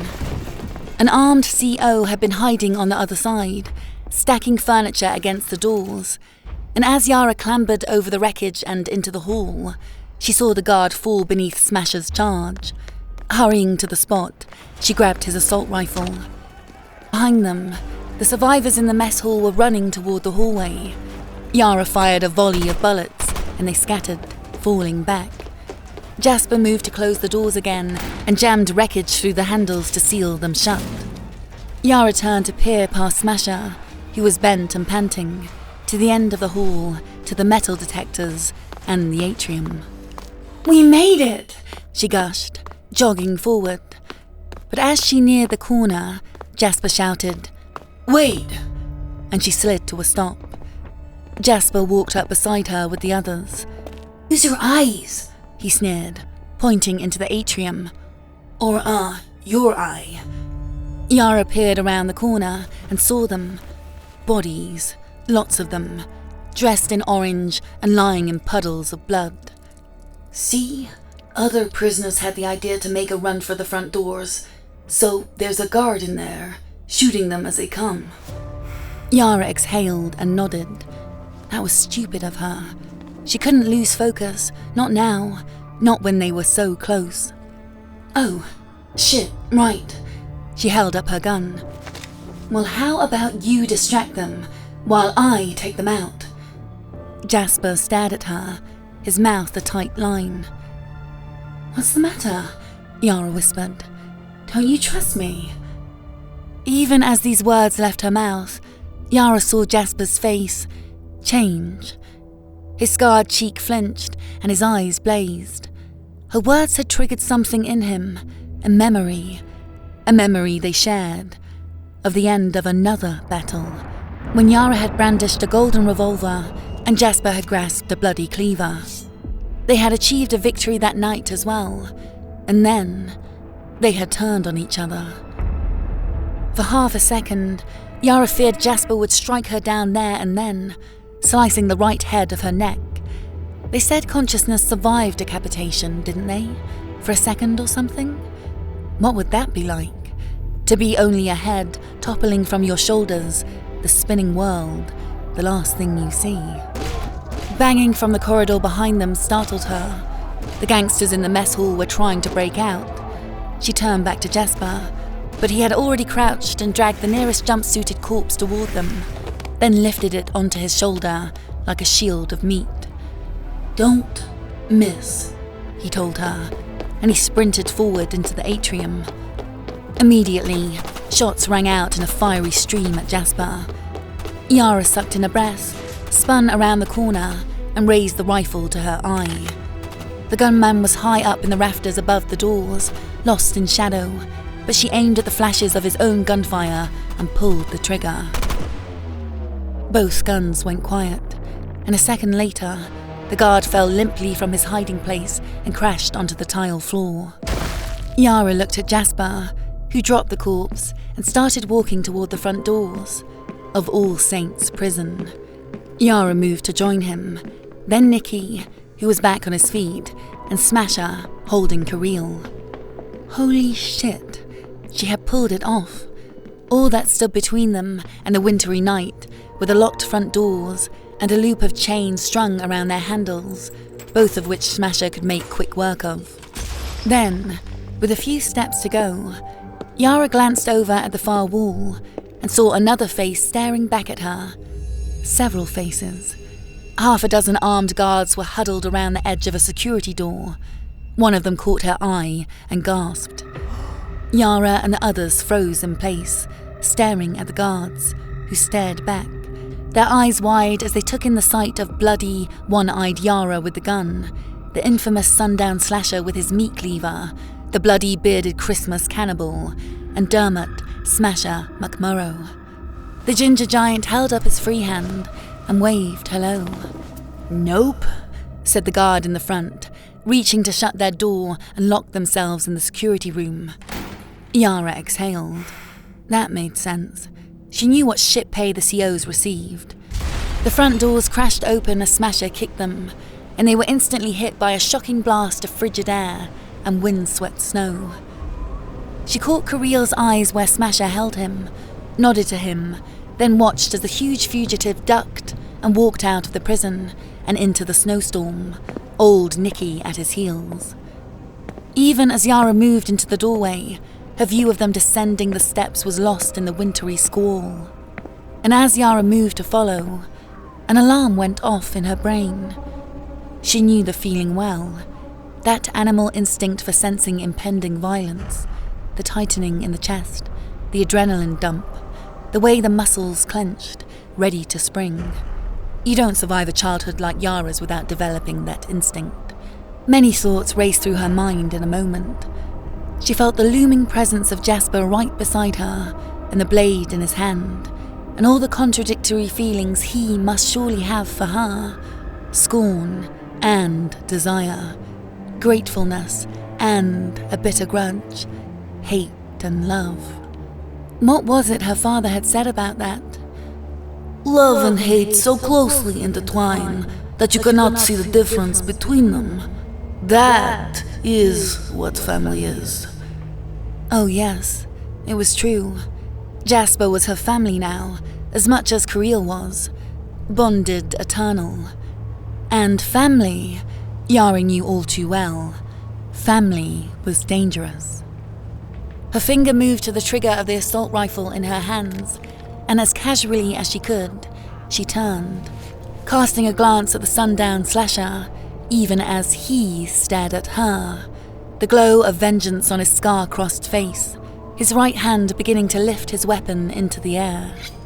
Well, two could play at this game. And if, in the end, only one of them was leaving this prison tonight, Yara would make sure as hell that it was her. She had always known it might come to this, perhaps even that there was no other way it could end. Yara held her breath and spun, raising the gun as Jasper swung his cleaver and pulling the trigger while lurching herself backward. Pain exploded in Yara's head as she twisted to the tiled floor, her gun falling from her grasp, blood spilling out in a fiery fountain from her head and onto her right shoulder. You bastard!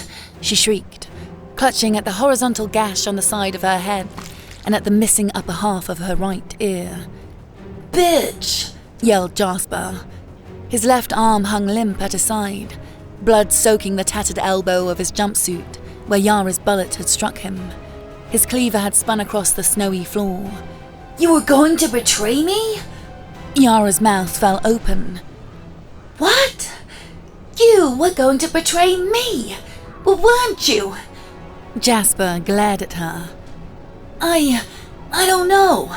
Were you? I don't know. Yara hollered. I don't know, okay? Fuck.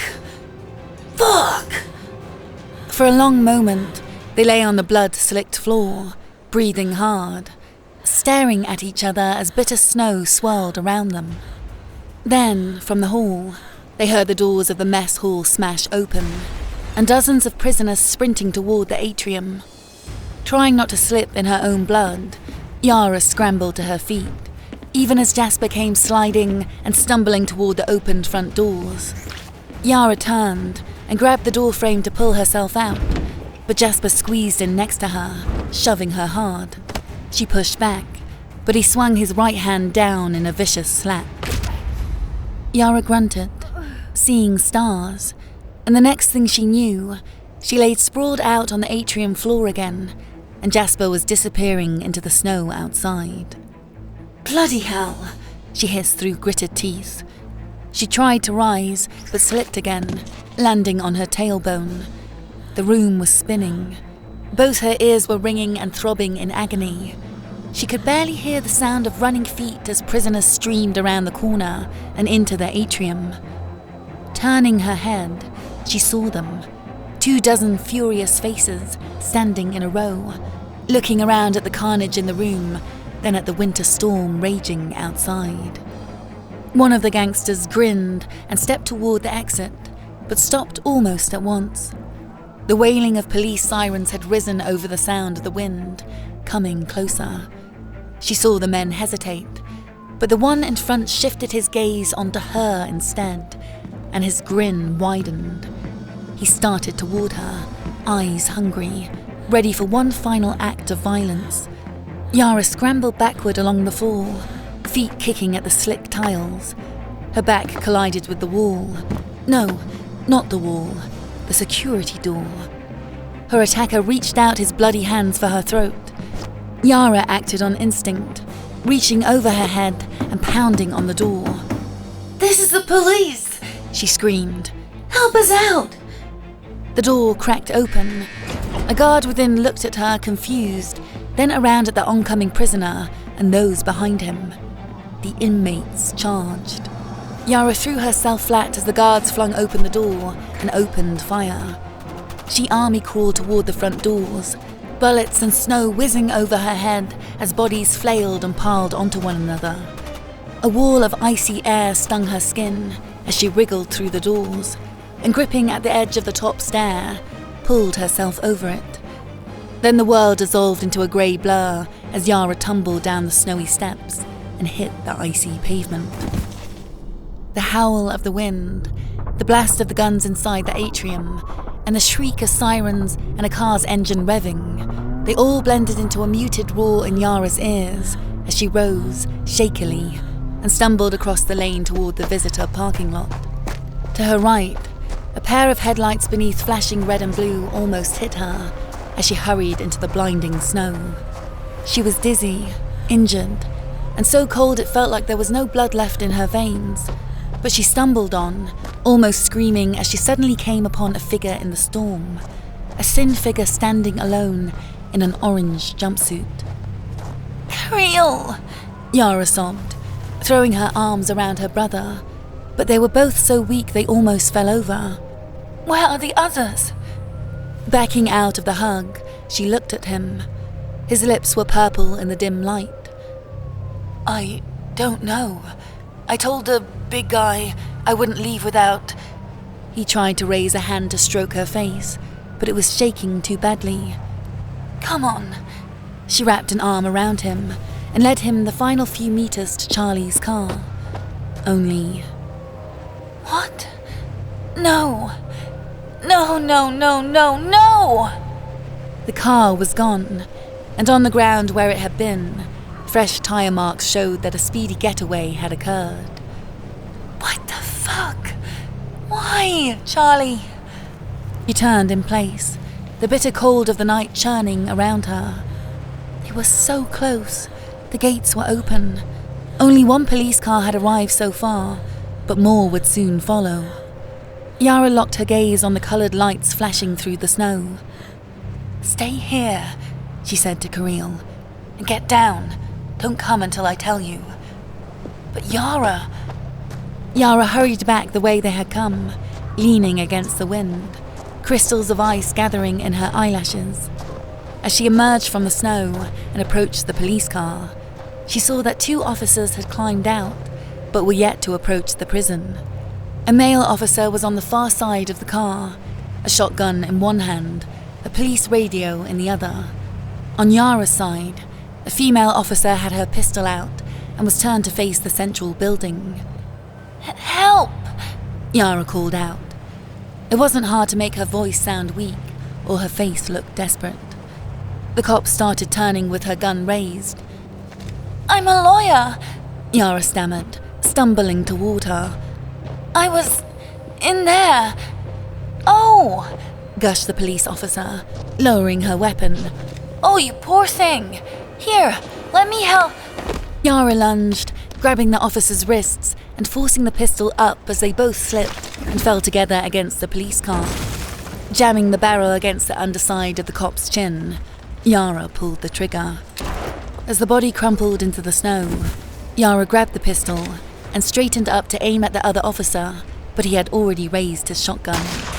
She ducked, the blast of the shotgun spraying across the roof of the car and over her head. Then she jumped back up, firing a single shot through his forehead. Creole! Yara screamed into the storm. Come on, quickly! She opened the passenger side door for her brother, then hurried around to the driver's side door. Creole? When he didn't come, Yara felt a rush of panic. The shotgun blast. Did it? But Creole emerged, moving slowly through the wind and snow. He paused on the other side of the car, staring down at the police woman's body. Get in the fucking car! Behind her, figures were starting to come out of the prison doors. More inmates. They must have overpowered the guards. Yara wrenched open the car door with one hand while firing at them with the other.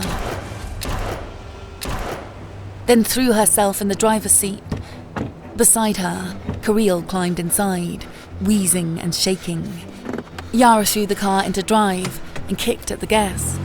The doors slammed themselves shut as the car spun forward, wheels spinning over the fresh snow. Yara grit her teeth and swerved the car in a tight and slippery turn, heading back toward the open gate. Another police car turned into view, coming slowly forward through the gates, lights and sirens blazing. Yara sped up, reaching a hand to hold Kirill back against his seat as their car slammed into the other, head-on.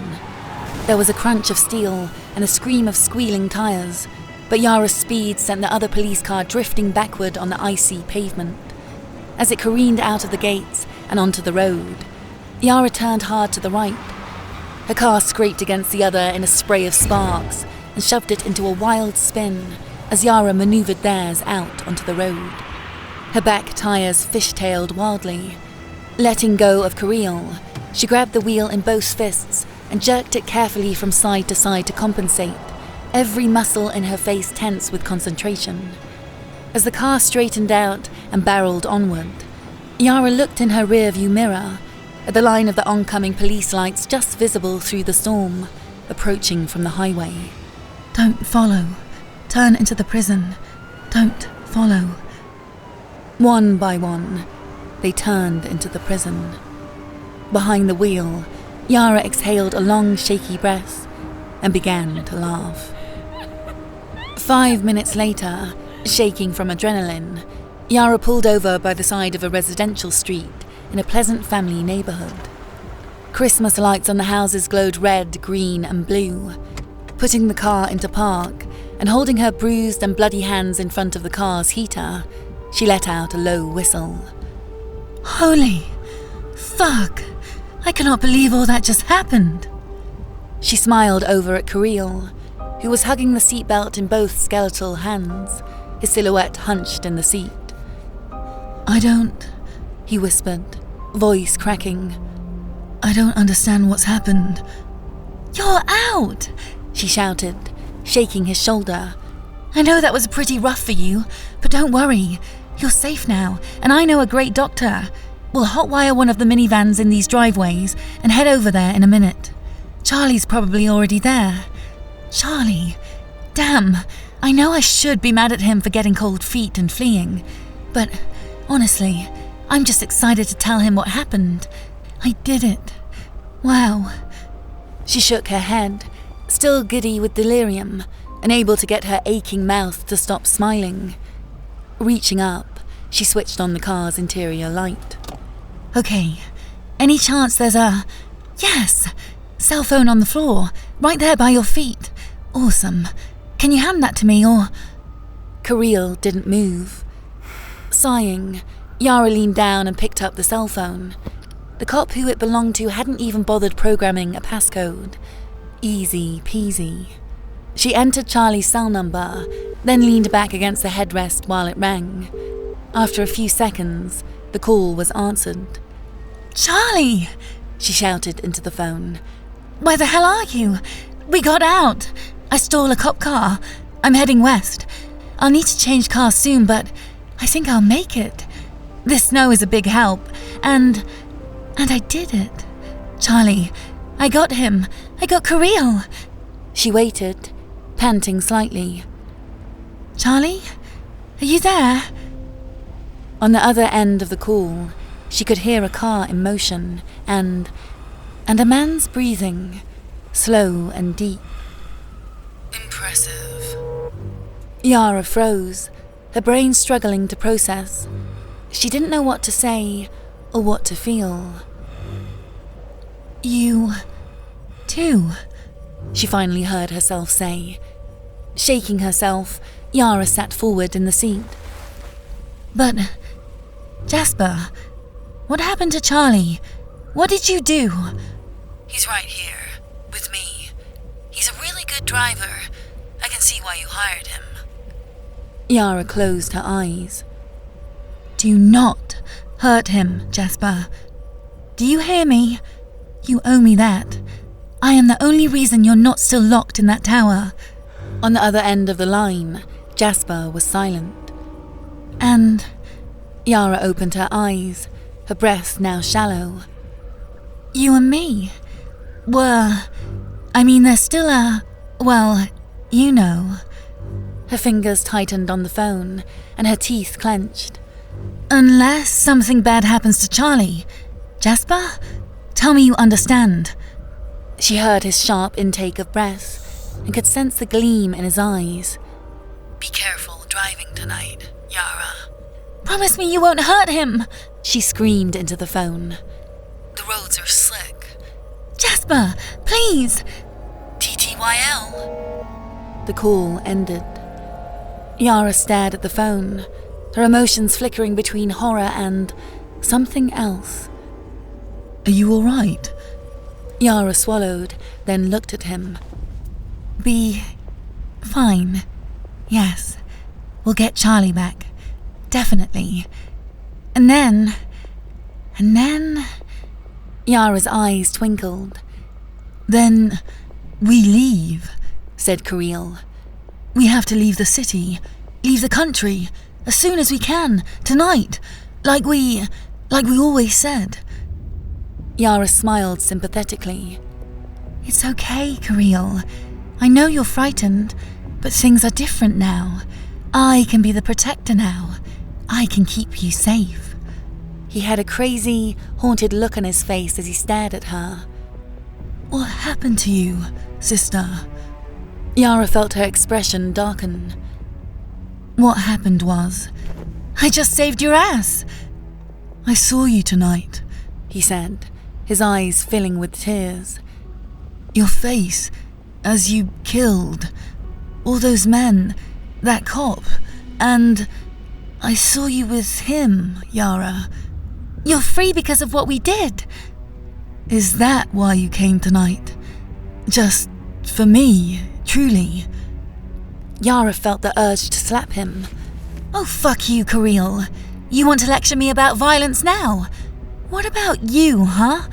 Weren't you the one who pushed Jasper over the railing? Yeah, I thought he had been responsible for... I thought you were gone, Yara, and I was filled with hate. But afterward, I've had nightmares about it, every night. It haunts me.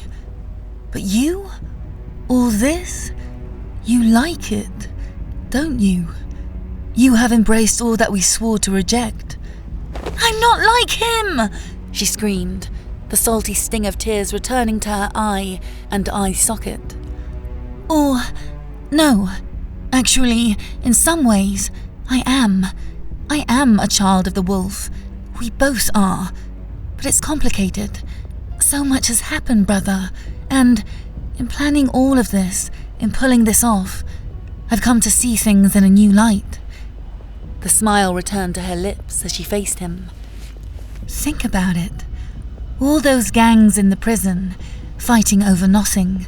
All that wasted potential, that chaos. It's like that everywhere. But it doesn't have to be. Oh, Yara. Listen to me, Kirill. Papa, he had the right idea, but his ego made him reckless. The trick is to stay in the shadows. But he couldn't do that. He had to show off his power, to be a public figure. He was arrogant and cruel. Cruel to the wrong people. The wrong people? Don't you hear yourself? You're not listening! You're probably in shock or something. We'll get you better. Yeah. Then we'll talk, and you'll see. It'll be different. Because it's us. We will be better. Kirill sunk back against his seat. Oh, Yara, we already were. We always were. But now, just look in the mirror. You're losing yourself, sister. Piece by piece. Look at what you've chosen to become. He shook his head. I can't do it, Yara. I've spent too much of my life already in the company of monsters. Yara felt her body go as cold as the winter storm that raged outside, as if the very heart in her chest had turned to ice. After tonight, we're even, she said. Even. For everything. He smiled sadly. Even? That's what I mean, Yara. Love doesn't keep score. Get out! He flinched, sucking in a breath, as his body began to shake again. Here. Yara, I can't. They'll find me. They'll take me back. Get out! She reached across him to the door handle. He pushed at her arm, but he was so weak, so very weak, and she slapped his hand aside. Go! He stared at her. Go! His face went pale as bone, and the hurt in his eyes was so deep and dark and terrible. Ti razbig mi serce, sestra. I hope he is worth it. Moving slowly, Kirill shifted his legs off the seat. He struggled to find the strength to pull himself out, so Yara leaned over and shoved him hard. He landed on his hands and knees in the snow by the road. She slammed on the gas. The wheels skidded as she swerved onto the road, and the door swung shut. Casting one last, bitter look at the rearview mirror, Yara saw Kirill, rising slowly to his feet and turning to face her, shrinking into the distance. And in that final moment, that final glimpse, her eye didn't see a frail man in an orange jumpsuit. No, what Yara saw in the mirror was a boy, small and sweet, with their mother's eyes, Yara's guardian angel, a creature of grace. And then the swirling snow blocked him from view, and Yara was truly alone. She drove on, into that pitch white darkness. Dear listener, we hope you've enjoyed this new installment of the Slasher vs. Mafia universe. Make sure to check out our other podcast, Dr. No Sleep, to hear this tale from Jasper's perspective and to learn just where Charlie is taking the Twisted Trinity now. Jasper's episodes contain plenty of bonus scenes and new material to enhance your enjoyment of the SVM experience. Thanks for watching. If you enjoy these stories, be sure to click subscribe and check out some more stories here.